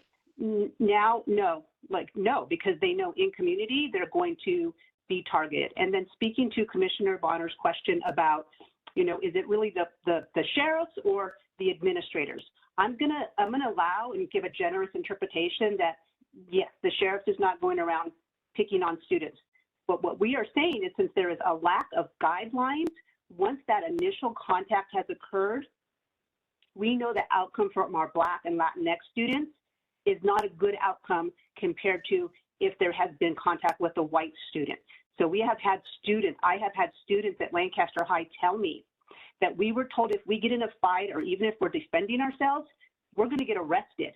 But we know over at Quartz Hill High, which is predominantly white, those students go to the counselor's office. So at 14, 15, 16, they are aware that there is a disparity in their treatment because of the color of their skin. Thank you, Ms. Durfler. Patty, please go ahead.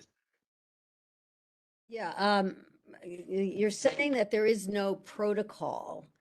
It has been reported that there is special training for the resource officers. So I'd like some clarification on that, because that is out there. That has been in some media reports that resource officers actually do get some extra special training. So if someone could reply to that, and also perhaps the representative from the Sheriff's Department could answer that. And then my other question is, does the school itself, do the teachers go through any type of, a training or orientation about how you interface with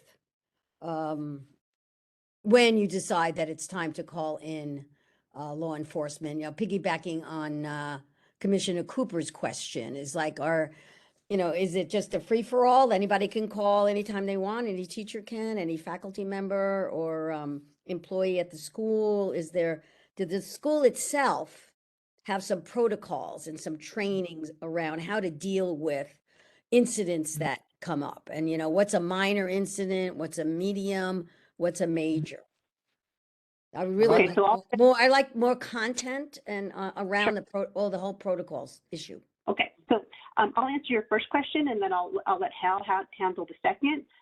So you are correct that there is a 40-hour training for school resource deputies, but when I'm saying there is no protocol or guidelines, there is no law that spells out what qualifications that deputy has to have, what disqualifies them, what are their exact duties. In the contract between the Antelope Valley Union High School District and LASD, there is one line that simply states that the district is hiring LASD to provide law enforcement services. That is it. And then both sides are kind of like, well, the sheriff says, well, they don't give us guidelines. And then the district is like, well, we're just hiring them for law enforcement duties. And so there is no clarity. And when we met with Captain John, the question was asked, like, are there certain things you use to choose? Like, does the officer have to have children, anything like that? The answer is no. So our school district leaves it up to the discretion of the sheriffs to choose who they place in schools. And I'm going to say that since we know that this entity is under a settlement agreement that is still they are not in compliance with, that is who is they're using that agency to employ these officers. So there's no way to say, you cannot reasonably say that in community we know that there is unconstitutional policing, but yet somehow the light clicks, and when they go into the school where that individuals are more vulnerable because they are students, that suddenly they're not going to be doing that unconstitutional policing. Let me, if I could just allow me to select who's going to speak next so we don't kind of all end up at the same time. Rob, I'll get to you, and I will call you Hal. I apologize if that's insensitive, but since I don't have everything here, Mr. Steinberg, if you guys hold on a second, I would like to hear from Captain Leclervain from the Lancaster station to see if he can maybe answer some of these things. I am going to make the observation. It seems interesting that we're having this conversation, which, correct me if I'm wrong, but it seems like the Antelope Valley Joint Union High School District is a pretty significant player in this operation, yet there's no one here to answer questions of them, which I find to be a little odd because an awful lot of this stuff seems to be getting pointed back towards them. So I would hope that at some point we have someone from the school district to address some of these issues that have been brought up. But Captain Leclervain, if please answer those areas that you feel qualified to answer. Excuse me, your acting chair, Harris. There's just one other question I want to throw on the table before the captain responds because it hasn't been addressed at all. Make it quick. Go ahead. And it's come somewhat surprising to me that it hasn't been addressed. And I say that in light of the horrendous tragedy at Uvalde, Texas, and the concerns with school safety, both for the safety of the students and teachers at our schools throughout the country. And so while we're focused here on the Antelope Valley and the Antelope Valley High School District, I just, if you totally removed any contact or presence of the principal law enforcement agency in the Antelope Valley from the schools, I just want somebody's going to have to tell me what the safety plan would be for active shooter situations and the like, because I actually think that could be, potentially a horrendous mistake just to cut off any connection with law enforcement. What we want to do is try to make it, improve it, make sure that it's not operating in a way that results in disparate treatment.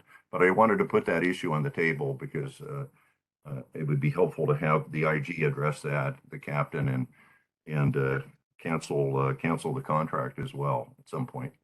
All right, thank you, Judge. Captain Leclervain, if you could go ahead and address those issues that you feel qualified to answer. First, I'd like to thank the Oversight Commission for inviting me to participate in this discussion. This is a serious concern to the department, and we relish the opportunity to be involved in the discussion and find some solutions. I'll answer the last question first, if that's okay. The Sheriff's Department has a very robust active shooter response training. As a matter of fact, almost all personnel in the field have been refreshed on that training in recent date. The deputies who are assigned to the Lancaster schools also attend lone responder training that's provided by the department so that they don't have to wait for help. They can be the first one in to answer those emergencies and try to stop a devastating incident like that from occurring in our schools. So we actively train that, and we provide the training. This year we provided training to all of the law enforcement within the Antelope Valley were invited to attend. State agencies, units from outside the Antelope Valley. We even had the security officers from the school district participate in the training, as well as some of our station volunteers. So we try to include as many people in that so they could understand what might occur and what role they could actively take in making the school safe if that eventuality did occur. Some of the issues that I specifically like to answer is, we did see when we started looking at this, and I also want to thank the Office of Inspector General for engaging with us in conversation on this, so we could look at the situation. We did find that there was some disparity in the contacts with the students, but in all of those contacts, they were all but a very small number were calls for service where the deputies were asked to intervene by school officials. And in every single one of those instances, it was a violation of the law where the deputies intervened. There are a lot of instances also where deputies are contacted by school officials, and the deputies notify the school officials, this is not a violation of the law. This is not something that we should be involved in. And they're referred back to the school. We do work with the administrators at each school. The deputies here that work in the Antelope Valley schools work with the administrators and with their security staff so that they understand what is a law enforcement responsibility and what is a school responsibility. You know, we are trying our best to develop a good working relationship with the schools, and we do appreciate the opportunity to improve our services.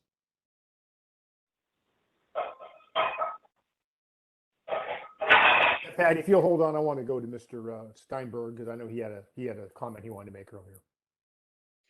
Yeah, so in addition to my role on the steering committee here, I'm also a credential student in a teacher program. And I would just like to point out that, you know, while administrators and district officials may have conversations on that level with the department, none of those conversations happen with teachers. We see across the country issues of teachers being armed in schools, like that's going to be a response. We saw in Uvalde that, you know, even though that there were recently trained deputies who received lots and lots of money, those officers did not run into the school and prevent that shooting. Officers never prevent shootings from occurring. And so, you know, the department likes to say, and others will like to say that deputies on campus prevent crime. The problem is they don't prevent mass shootings. And, you know, with this school district, one of the issues that I think was raised by a number of you is, yes, there is a racial bias issue, we believe, among many of the staff, unfortunately. But that's a longer term issue of within schools and the culture and overall that we're dealing with as a society. What we're specifically, though, talking about here is what are deputies doing on campuses? And, I can just give a quick example even of teachers who were very upset recently about a situation at one of the local high schools where a student who was a very good student was played a prank and he was detained with handcuffs in a private room and threatened that he would not be able to graduate or go to grad night. This is a student who, wants to become a lawyer, and threatening him that way for playing a small prank is outrageous. And it's typical of what deputies on campus do. And this is a student who actually had a positive relationship with a deputy on campus prior to this. So what we're saying here is that the department can claim that this is that there's no issues going on campus, but if you speak to students of color, Black and Latino students, that's just not true. They actively intimidate students, and it's an issue. Thank you. Ms. Gigand. Yeah, I'm really puzzling this, trying to separate these systems, because there's a school district, there's the wider community, there's the neighborhoods, there's the individual schools run by principals and staff. And then you have the resource officers who are contracted and also then called very specifically to come by the school administrator. So you have, I'm trying to, it's like, yeah, okay, it's all on the deputies, or is it? Isn't this a system? Isn't it not only a district, but individual schools seem to have a responsibility to be collaborating, coordinating, creating protocols, training, mutual training, possibly, for the well-being of the students and the safety of the campus. So I'm trying to wrap my mind around how we can ignore how teachers perform or how teachers act or how a principal, what are the policies that a principal enforces to keep a school safe, when they do call the sheriff's department in certain cases. And it seems we're also hearing that there is also some discernment that the sheriff's deputies are trying to also exert. So it's, I'm trying to wrap my round around, like this black and white idea about this complex act. If you look at the system of the school, and I'm not denying that there are biases, absolutely. And I think we just heard from Captain that, he agrees that also goes on. So anyway, I just wanted to, so it's more of a comment about how, how to think about this if we, we pull it all apart, or do we have to look at it as a complex system in that school? I'm hoping that I'm clear about how I'm trying to factor in all the information. Of course, Commissioner. Ms. If Durford, I you may. would speak. Go ahead.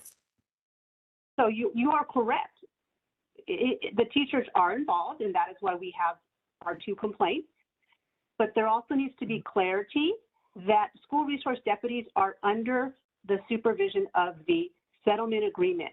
And please understand that young student who was body slammed, her crime was not handing her phone over to the officer and walking away. She has a disability, okay?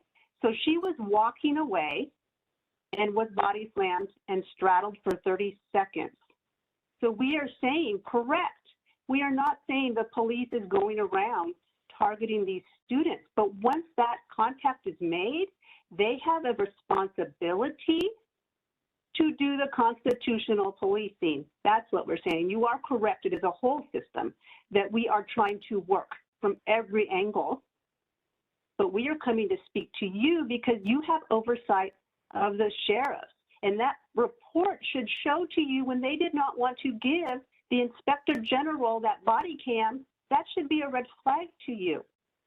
Or the fact that they are having these interactions with disabled students. That is breaking federal and state law. These are vulnerable kids. Or we have a mother whose student is nonverbal. She is so afraid to send her child because she knows when he's having an incident, he's not going to be able to respond to requests from that officer. It is a fear. So yes, every angle, but it is this commission's responsibility to give oversight of the officers. We will deal with the school district like we are doing. We are not asking for that. That is not for you to have to do. We are pleading. Please understand us. I get for a lot of you, it blows your mind. Like, how can this happen? We live it. I see the fear in this community. Do you understand? I'm Mexican. I'm wary. I know what the police can maybe do, but I am not afraid because I know my rights. And believe it or not, wearing this shirt protects me because they know that I have a backup system. Someone's going to help me. So many of our people don't. Okay? The family with a young gentleman was held a gun to his head. He's had 17 problematic encounters with the police. 17. They're moving. They don't want to have to do it anymore.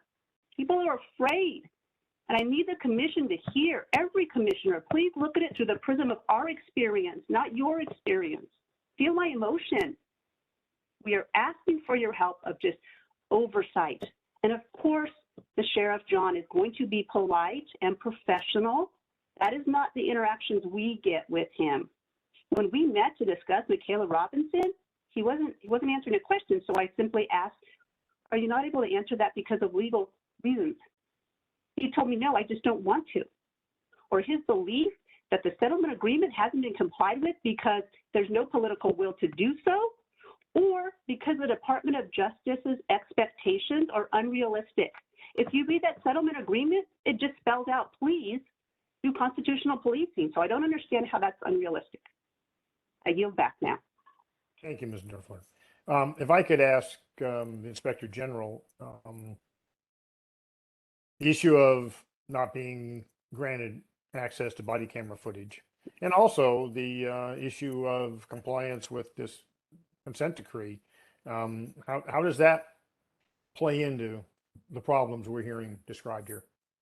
Well, I can't comment directly as to the consent decree, except to say that I checked with our staff and we did speak with the monitor.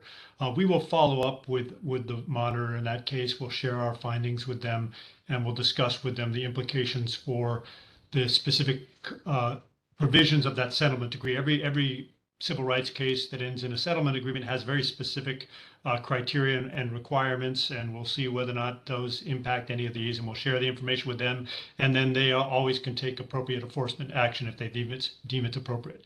As to the cooperation issue, we address this in our recommendations, and this is not anything new to this commission. The problems we have with the Sheriff's Department failing to comply with Government Code 25303 and now the new laws that require cooperation in investigations into misconduct are just as serious in this context as in others. We requested the body camera footage and other information and just got a no. Now that's not because of Captain Lacravane. He sent that up the chain and the chain goes up to the sheriff and the sheriff says no. So unfortunately, because of the unlawful conduct of the Sheriff's Department as to oversight, we were not able to look at that incident until very recently. We actually have received now the video and we can take a look at it. But what needs to happen going forward, as I think has already been pointed out, there need to be specific provisions in these contracts that govern the conditions under which the third party brings in the Sheriff's Department so that we're not becoming involuntarily the instruments of constitutional violations. I mean, whether that's covered in the settlement agreement that we already had or not, we need to make sure that's the case here, because otherwise there's going to be another settlement agreement. I guarantee you the ACLU or the federal government or the state government will sue and they'll put us in a consent decree. So we have got to address that on our own. And then we have to have lawful monitoring. I anticipate that the county is going to sue the sheriff in the near future for access to the body-worn camera footage, for access to discipline records that were shut down when we tried to report on the sheriff's rehiring of a deputy gang member. I mean, these are all these issues connect directly to this. So I'm hopeful that the Sheriff's Department will talk to the school districts and start to build a framework that has more controls in place to prevent the disparities we're seeing, and that when these lawsuits shake out and ultimately a court orders it, we'll get legal compliance from the Sheriff's Department and we'll be able to have an effective monitoring system that may be able to limit the constitutional violations, and then we may have a bit of a solution in place. But that's a ways away because of the need for legal action to get compliance. Thank you, Mr. Huntsman. Commissioner Cooper. Yes, I have a question for the sheriff.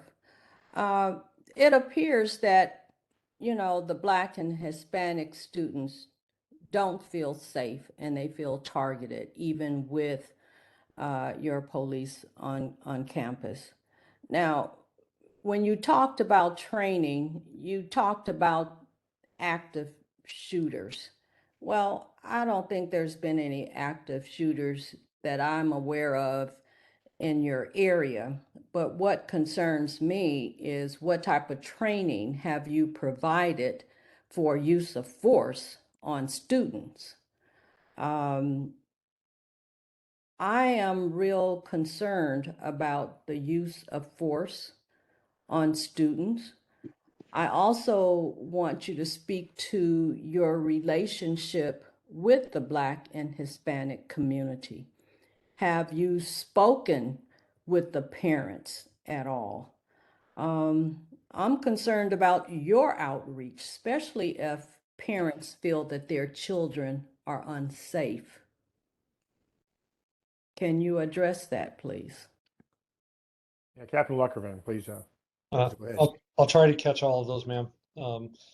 Just to clarify, there was a active shooter incident at Highland High School, which is covered by the Antelope Valley Union High School District, and it's in the Palmdale Patrol area, but covered by a school resource deputy.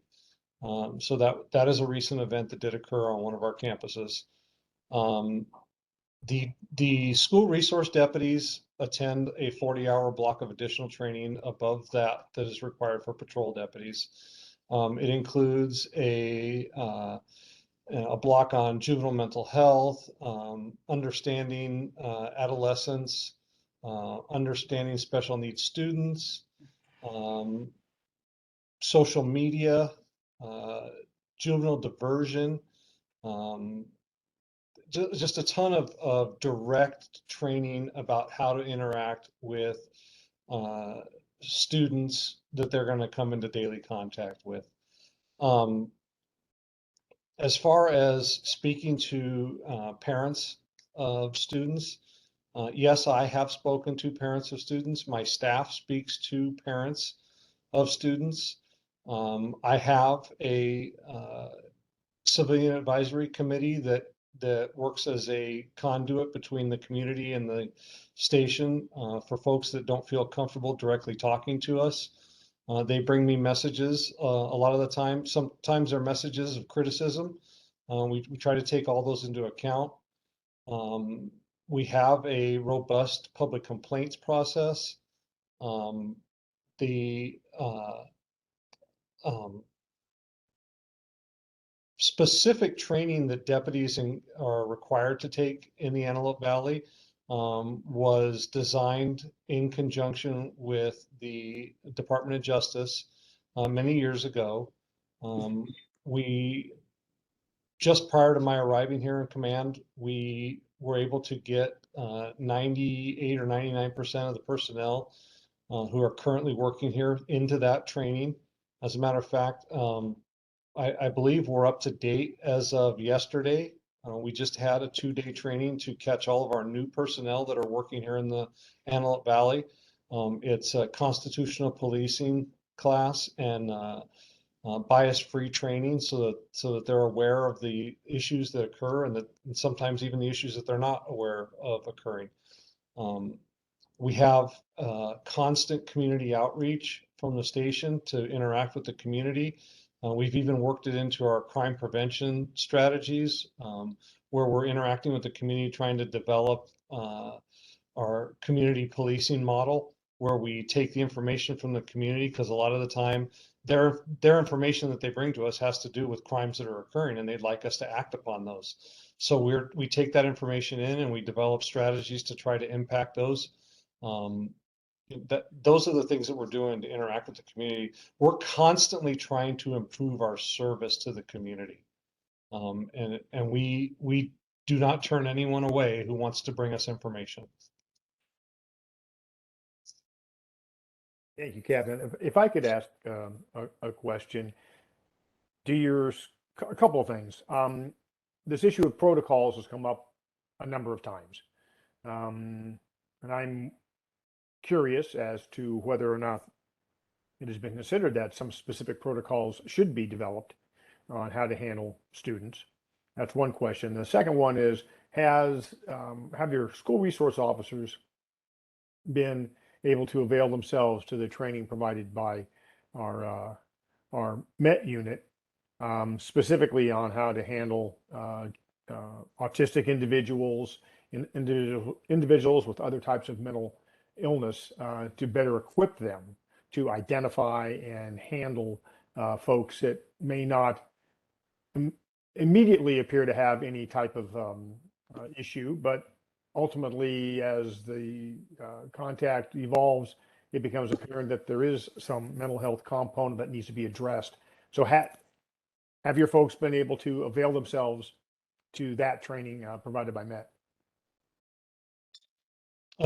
Yes to both, actually, sir. The protocols that the deputies work under are very similar to what they would do if they were working patrol. They understand the law.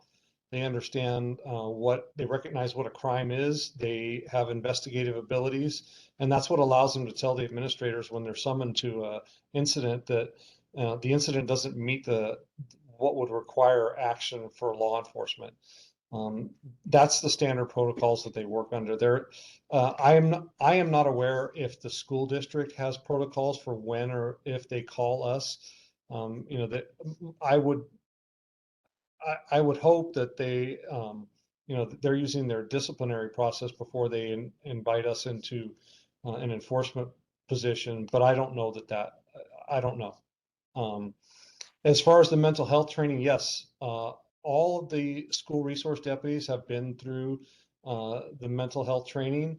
We just had them here. I want to commend the mental evaluation team that they've developed a training program that they can bring directly to the stations that has a simulator involved in it. It gives the deputies an opportunity to interact with a simulated experience. And we made that available to folks in the public, or we had just had a community academy where we had 36 members of the community go through a 6-week program, and one of those classes involved the mental health evaluation team coming in and doing training where they experienced the exact same training that the deputies get in the simulator. The response to that was phenomenal. They didn't understand how much training we've given the deputies and what they actually face when dealing with folks who have mental health issues. One of the early stages of that training does involve recognizing that there is a mental health component occurring and practicing de-escalation and when it's appropriate to call in a mental health evaluation team, which they do quite frequently. Thank you. Thank you very much. Any other questions for any of the panelists? Mr. Bonner. Yeah, I just wondered, Mr. Huntsman, the Inspector General indicated that he now has the body-worn camera video from the September 16th, 2021 incident. I'm just, I know body-worn cameras don't necessarily show everything, but it seems to me that it would be valuable and for the Oversight Commission or members of the Oversight Commission to be able to see that video. Is that possible, Mr. Huntsman? We'd have to ask the Sheriff's Department. We're engaged in a huge legal battle about whether or not we have the right to see it. And my guess is the answer is they will refuse, and this will be part of, this will be a step beyond our litigation. So I suspect the answer is no, but I can't speak for the Sheriff's Department. So only the Inspector General can see it, but the Oversight Commission cannot. Well, we got it in this late day. We did not get it. It was refused to us, and we only got it yesterday. So it isn't, and that only happened because we had an interaction with some high-level command people. The real problem is direct access. Ultimately, what I believe should happen is the Inspector General's office should have direct access to all body-worn camera footage. I don't know that the commission, particularly being a Brown Act body, should access all body-worn camera footage, but I don't say it's not legal, but that's one of the many very difficult legal issues we've got to sort through. And unfortunately, because of the Sheriff's Department's refusal to comply with basic laws, we haven't gotten to resolve those more complex issues yet. So I just don't know the answer. I just don't know, but the very limited answer is that you now have the video, body-worn camera video footage, but you cannot share it with members of the Oversight Commission, correct? I choose not to share it because I'm under criminal investigation for, quote, leaking data, and I don't want to have more reasons for the sheriff to arrest me. Whether or not I can, or I don't know. That's the reason I choose not to risk it.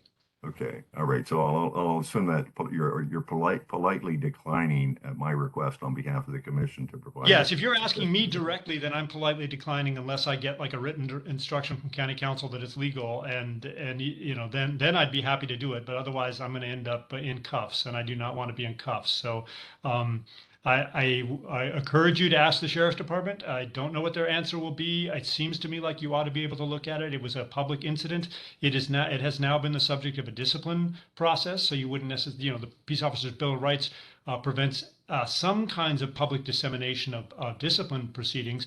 But the raw deputy footage of the incident that happened, minus the juvenile's privacy rights, it seems to me like that ought to be available for the commission's review. But it's kind of like the point somebody made earlier about knowing when people die in custody. The department should publicly disclose a lot of things that they don't. The Office of Inspector General functions primarily to point out when they fail to comply with those legal obligations. If we do it in place of them, then we'll just drown in a sea of body-worn camera footage. But I'm happy to work with County Council and the Commission and Mr. Williams and the Sheriff's Department to find out what they'll allow. All right, thank you. Well, thank you. I think I'm going to say that's going to conclude this So, presentation. excuse However, me, yes. I had my hand raised up, and I just wanted to respond quickly to and ask a question of the captain, and also just quickly respond to a number of Go things, right because ahead. I think, Go right ahead. yeah, okay. So one, I think, I think it shows the issue of concern in the community when even Mr. Huntsman is afraid of being intimidated by the sheriff's department. I think that shows, you know, a deep issue in the community. But let me talk about the mental health as an example. So, you know, Captain Lecrae claimed that there's mental health, that deputies are trained on mental health. There have been multiple episodes where that has not occurred, even most recently where there was a deputy involved shooting that killed a person who was suicidal with a knife. That was a call that was reported to have said that it was a suicide, or that a person was suicidal, and they came out and killed the man ultimately. There are also, in terms of community intimidation and the lack of relationship, recently there were DUI checkpoints in the Antelope Valley. And those checkpoints did not lead to any DUI arrests. They led to tickets, which we know there's ample research on the issue of the immigrant community and tickets against the immigrant community when you have DUI stops like that. And you have a community that is a majority Latino community out here. In terms of the issue of Highland High School, once again, that was off campus. That was not on campus. It was an off-duty officer who I believe even responded to that. The deputies were, the department was very little involved in that process. And finally, you know, once again, there's just very little relationship with the community. Even one of our members had filed 4 complaints and none of them had been responded to. So, you know, even beyond that member of our organization, it is widely well known in the community that the local stations do not respond to complaints.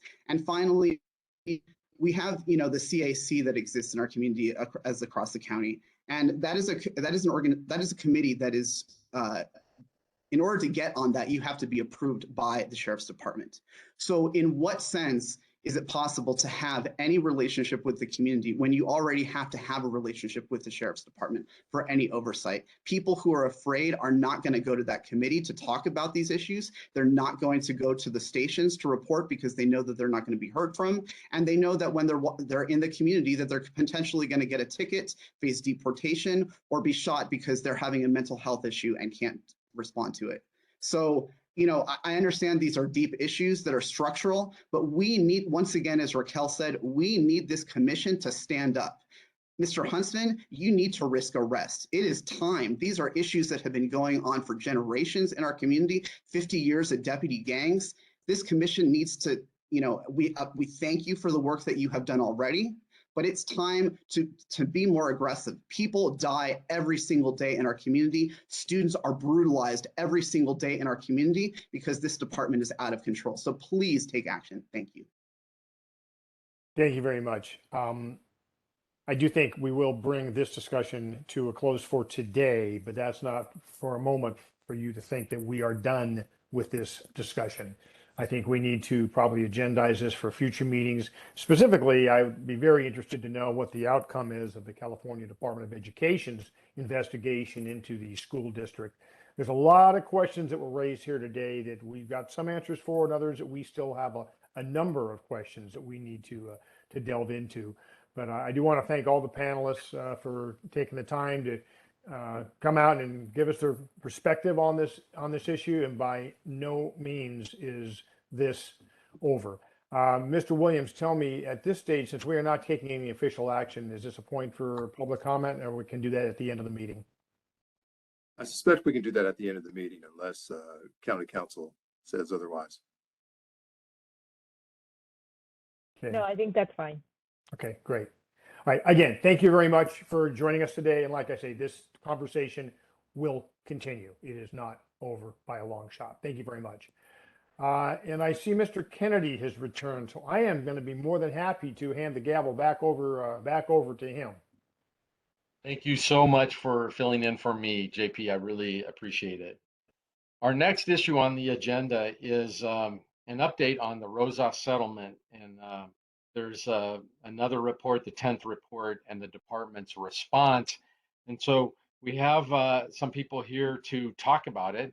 I think we have 2 of the independent monitors who are able to address the issue of the Rosa settlement report. And so I'd like to welcome them. I think we have Jeff Schwartz, the ACLU's monitor, is that right? As well as Bob Houston, the neutral monitor. Jeff Schwartz is not able to join us. So is it just, or do we have Kathleen Kenny? Kathleen Kenny was on. We just finished up a site visit at the LA County jails, and she was flying back to Kentucky, so she had to catch her plane. So you're left with just me. So anyhow. Last but not least, it sounds like you're going to handle it for everyone, Bob. Well, very good. All right. Well, thank you for having us here today. And I guess I first want to start out with what we do, a little bit about my background, and then talk about the 10th report. So what we do is we monitor through Rosas the three areas that arose out of Rosas and the provisions we put into place. I'm an original monitor, so I've been with this for over 8 years. So we're responsible for oversight when it comes to uses of force, when it comes to an effective inmate grievance system, and for deputy performance when it comes to an early warning system. Early warning system is when you take related data about complaints against a deputy or inordinate numbers of uses of force and other information that county puts together, and then before a deputy gets too far down the road in bad behavior, they try to catch that behavior, counsel that person, direct that person. And so those are the three areas. My personal background is I retired 8 years ago as the state director of corrections for the state of Nebraska. Previous to that, I did 8 years under the Heinemann administration as cabinet. Before that, I was the director of corrections for our largest county, Douglas County, Omaha. And previous to that, I was the state deputy director, a prison warden for 11 years, and several positions before that, covering 39 years. I then, when I retired, went right to the University of Nebraska, Lincoln, Omaha. I'm in the School of Criminology as a faculty member, about 80%, so nearly full time. And so my university responsibilities and the work I do with the Rosas monitoring are the only two things I do as far as work-wise is concerned. So what I'd like to do is give you some comments about the 10th report. As I understand, you've had an opportunity to read it. And so the 10th report was actually written by myself and Jeff Schwartz. And Kathy Kenny is new to our committee. And so she was not part of authoring that report. So when we write court reports, and this being our 11th one, what we do is we first get a self-assessment from the county. And generally that comes through county counsel's office, through Stephen Edwards. And then we write our report and include a lot of that information, most of that information in our report, because it concerns provisions that they have responsibility to self-report on, and we have auditors that verify that information. And then once we put together our draft report, it's sent out to both parties. And the plaintiffs, class counsel, and the county then make written remarks back to us.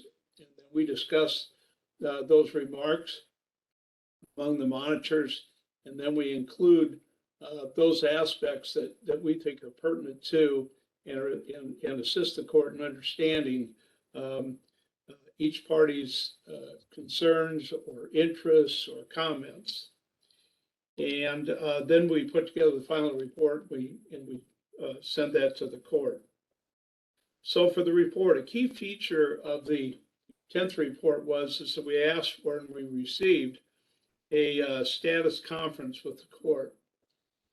And so that was accomplished, and both parties and us as monitors are on a track to go back to the court and report on updates that could be very helpful to move the process along for the county.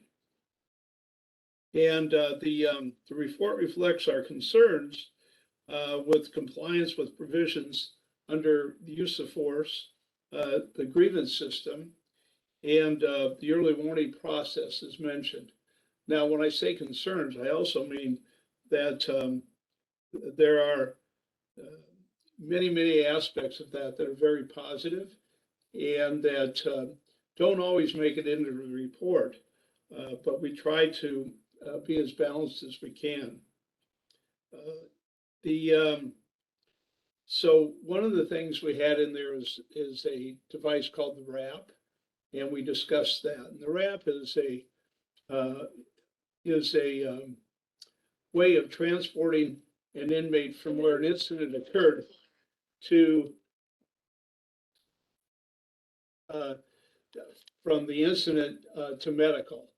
And a person is restrained in that, put into a cart, and taken to medical, which is the first thing that happens after a use of force. So we want to be certain that the RAP device can be used safely, it's trained safely. We went through training just 2 days ago on the RAP itself. And then also that it's used only in those cases where it needs to be used. Otherwise, an inmate would, under their own power, walk away from incidences and to the medical unit. So okay, so when we go to meet with the command staff, we give them feedback. We meet with the command staff and we also meet with the class council. And we give feedback on how we reviewed in the area of uses of force, our review of 25 cases each quarter. And those cases are not randomly picked. We pick those cases that are, there's 3 levels, and we pick the level 2 and the level 3. Generally, we have some level 1s. So they're the more serious cases. And so it's, they're cherry picked, as a strategy. And we examine those because it's the most serious cases, or those that are potentially the most serious cases that underlie the Rosas lawsuit to begin with. We want to make certain that the deputies are handling those most difficult cases in an appropriate way. Head strikes is a big part of that. And so head strikes are things that are reserved only for those cases where you have an assaultive inmate who poses to inflict serious bodily injury.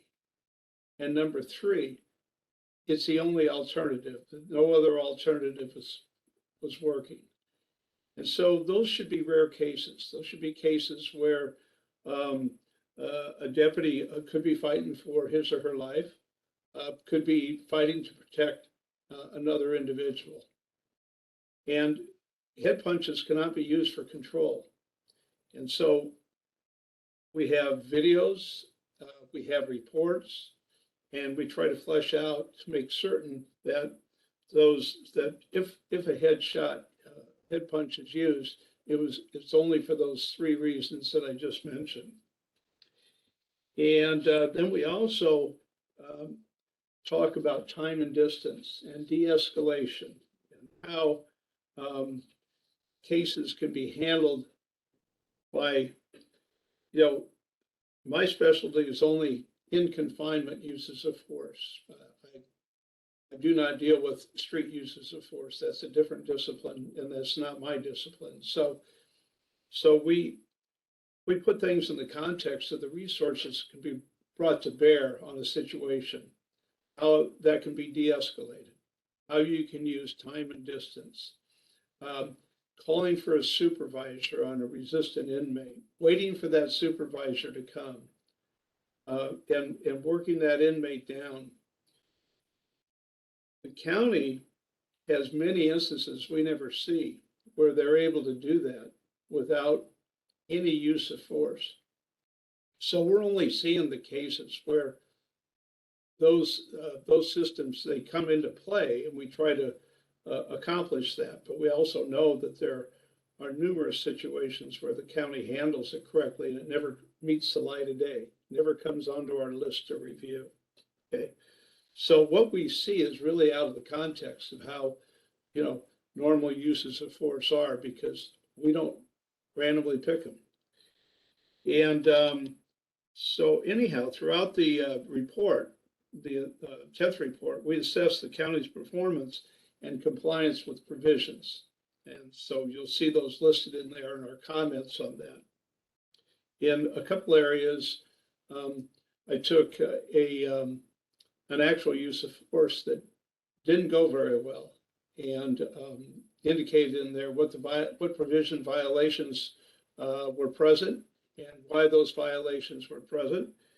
And these situations are clearly laid out for the custody command staff as they try to progress and they try to improve deputy performance in these intense situations. The latter report, what you'll see is there are provisions that were in compliance, and then also those that are not yet in compliance. And we're trying to move them in that direction.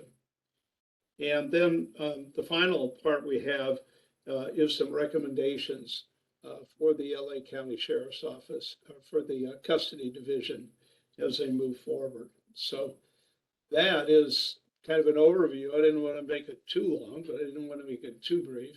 An overview of our 10th court report. I'll take any questions you might have. Anyone have any questions?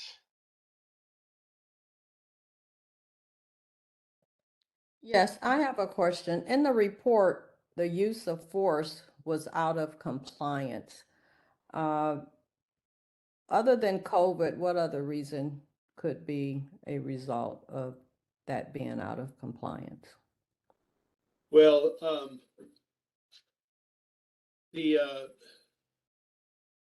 should I say it? So the use of force itself is broken down into several provisions. And the provision that may be keying in on is 2.2, which is force is used as a last resort. And so that's really critical, that force is only used. But there's two ways that we evaluate the reports. And as you indicate, a use of force can be out of compliance. That means when we look at it vertically, just look at key elements, whether or not it's in compliance. The second way we look at it is horizontal. We look at all the provisions and indicate what's compliant, what's non-compliant. The use of force, you know, it's hard to account for the numbers because the population went down during COVID and was up before COVID. And so it's hard to look at the percentage of the population or the number of the total count of the population and try to measure that against the number of incidences of force. And I don't want to drift away from your question, because as that population dropped, the more serious persons remained in custody. And so we, our measurement, you know, we do measure the numbers of force, but more particularly, we look at the quality of the de-escalation, the avoidance of force, how it could be avoided, how time and distance could be used. And then if it has to be used, as to How did they use that force? Did they use it within policy? Was it absent head punches, for example, for control? Then we measure each one and have comments on each use of force that we bring to custody and go over it line by line, so they understand what our view was in watching the videos and reading the reports, and then also to get feedback from them as to things that may underlie some of the behaviors we saw. So sorry about the long answer for the short question. So. Anyone else? Should we take public comment then? Yes. Okay, we have two individuals with their hands raised. If you have not yet raised your hand for are we doing general public comment now? I'm sorry. Yeah, why don't we take all the public comment because we're near the end. Perfect. Okay, sounds good.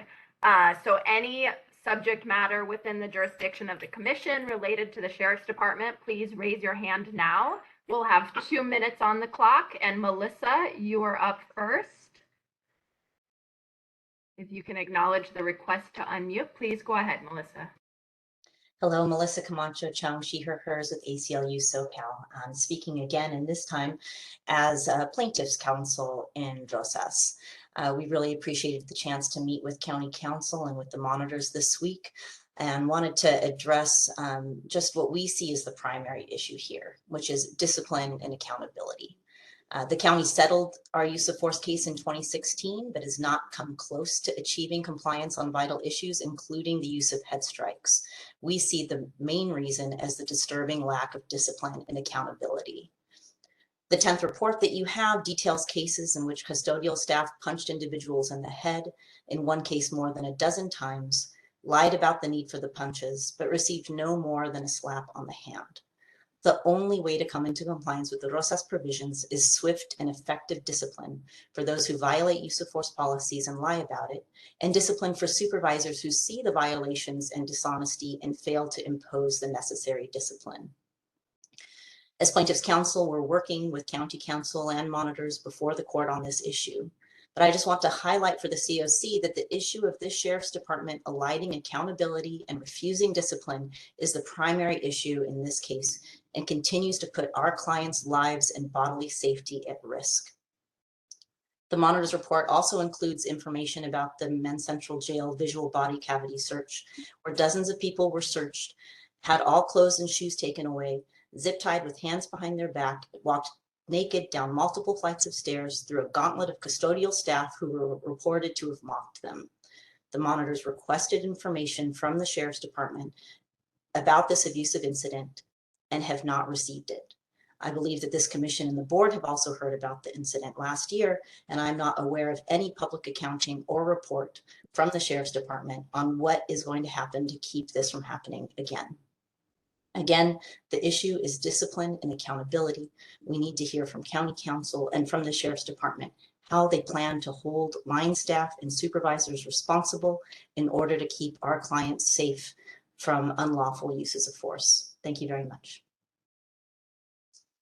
Thank you. And next we will hear from MJ King. MJ, if you can acknowledge the unmute request that was sent to you. Okay, just push it one time. I just sent the request again, MJ. Can you hear me? Yes, please go ahead. Thank you. Congrats, Chair Kennedy and Vice Chair Hicks. We appreciate you continuing to ask the hard questions and being outspoken for accountability in the department. On the LASD presence in schools, thank you, Raquel and Hal, for your presentation and commitment to protecting our students in the Antelope Valley. While the schools are calling the LASD officers in, it's important to remember the officers control the force in which they respond to students. We don't need kids in handcuffs. We don't need kids in chokeholds. Kids shouldn't be body slammed. This is bonkers. $1.8 million a year would be better spent for supportive resources that actually promote safety in schools. Nonviolent unarmed response teams, de-escalation and community health workers, mental health clinicians. We need LASD out of all LA County schools, not just the Antelope Valley. It's also important not to conflate recent tragedies with a false narrative that police keep us safe. Uvalde, Santa Fe, and Stoneman Douglas, to name a few, have exemplified that having an active shooter plan in place and armed deputies on campus do not prevent mass shootings. But that's also a distraction to take away from the conversation at hand. LASD is unequipped to respond to student needs. Why are we funding more sensitivity training for deputies when those funds could go directly to supportive services for students? I urge you to motion to remove LASD from all LA County schools and reinvest those funds into real services for students. Don't forget how LASD manipulates you and the board of supervisors. When we call for accountability for their misconduct against children in schools, they ask for more money for more training. When we ask for accountability and reporting, their systems are antiquated. They need more money. The answer to accountability is always more funding and more officers. LASD is an egregious waste of taxpayer dollars. Why not allow them to come to compliance across all measurables before approving any more budgets? It's not radical. It's literally the norm for every other industries. And on the county council update, I appreciate you calling the special hearing on June 10th in your motions to enforce subpoenas for the July 1st hearing, including urging county council to act expeditiously in enforcing these subpoenas. But what's going to be different? Will we also be adjourning that meeting after an hour if no one shows up? Thank you. And next we will hear from Ryan Dell Bourne. If you can acknowledge the request that was sent to you, Ryan Dale.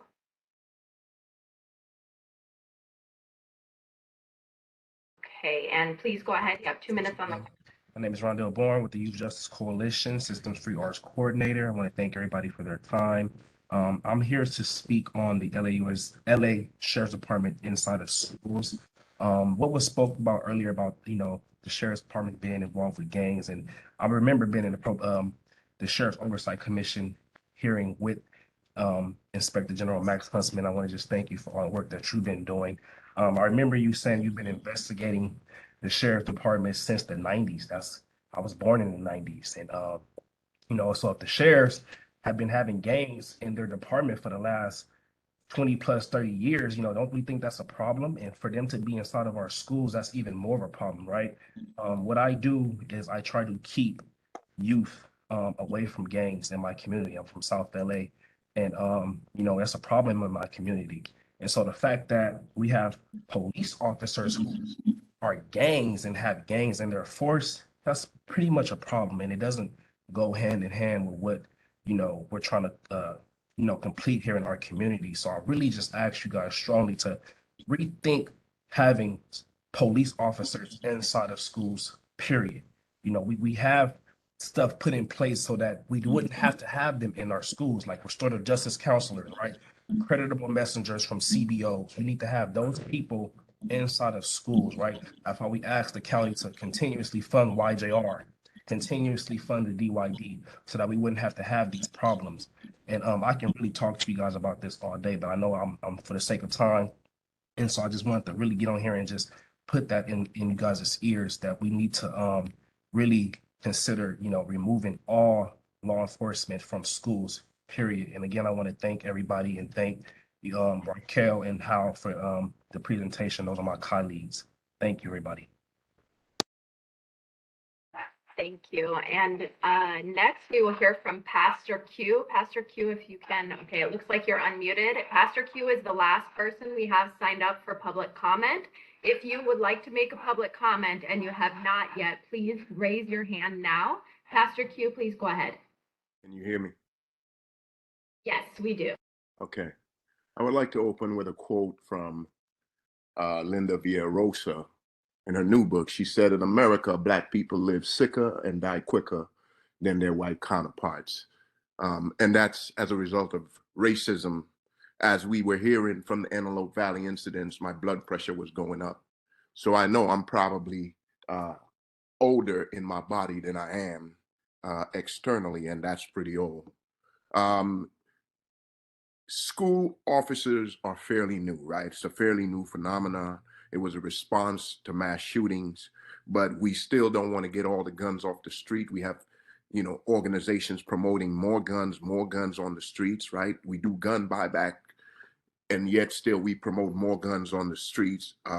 We say guns don't kill people, people kill people, yet we have more guns, right? For some people in the nation, police is weaponized by other people. And some of those people are counselors, some of them are teachers, right? Even we saw not too long ago where it doesn't matter what a black person is doing, whether they're sitting in a Starbucks or whatever. I heard the sheriff talk about, well, they were committing a crime. Well, you know, for some folks, anything black people do is a crime, right? So that's another issue. And having police make contact with our kids that young, we talk about the school to prison pipeline. Having police make contact with our kids that young is almost guaranteed that they're trying to get them into this system of incarceration. And then when you talk about the amount of money that sheriffs get paid, there's no incentive when your livelihood depends on having crime. There's no incentive to decrease crime, right? And so, and the whole body cam situation, the fact that it has to be secretive, what you do with our children, is absurd. We need to know what you're doing with our children. Quit hiding the evidence. Thank you. Thank you. And Diana Padilla, I've sent you a request to unmute. Did you want to make a public comment? You're unmuted, Diana. Would you like to make a public comment? Yes. Okay, please go ahead. You have 2 minutes. Hi, good afternoon or good morning. I am here as a parent from the Antelope Valley to speak about this issue in regards to sheriffs in our schools. It is a matter that has been long unattended. The Antelope Valley High School District has continued to contract with the LA County Sheriff's Department for law enforcement services without any specific guidelines in place to determine the role these deputies have in our school grounds and their contact with our children. Rules and guidelines are not in place to prevent the worst case scenario, leaving our children in jeopardy of having a negative contact with sheriff deputies for normal behaviors on their campus, opening the door to the school to prison pipeline. This is my fear as a special education parent, that my own children with severe special needs can exhibit behaviors that will be misinterpreted as a defiant individual, especially now as he physically grows to a young adult figure. I have real anxiety every day as I leave my special needs child at school because he can be subject to a treatment of violence by the hands of sheriff's deputies on his campus. I urge you today, just as Mr. Howe stated, that it is time for you to do your job and real oversight of these sheriff's deputies and how they're behaving in our school campuses. I myself have an experience of how administration intimidates and retaliates against involved parents with the use of these campus deputies. And I myself have been removed from my child's campus. So that is very unacceptable, and it is time that you all step it up and do some real oversight. Thank you.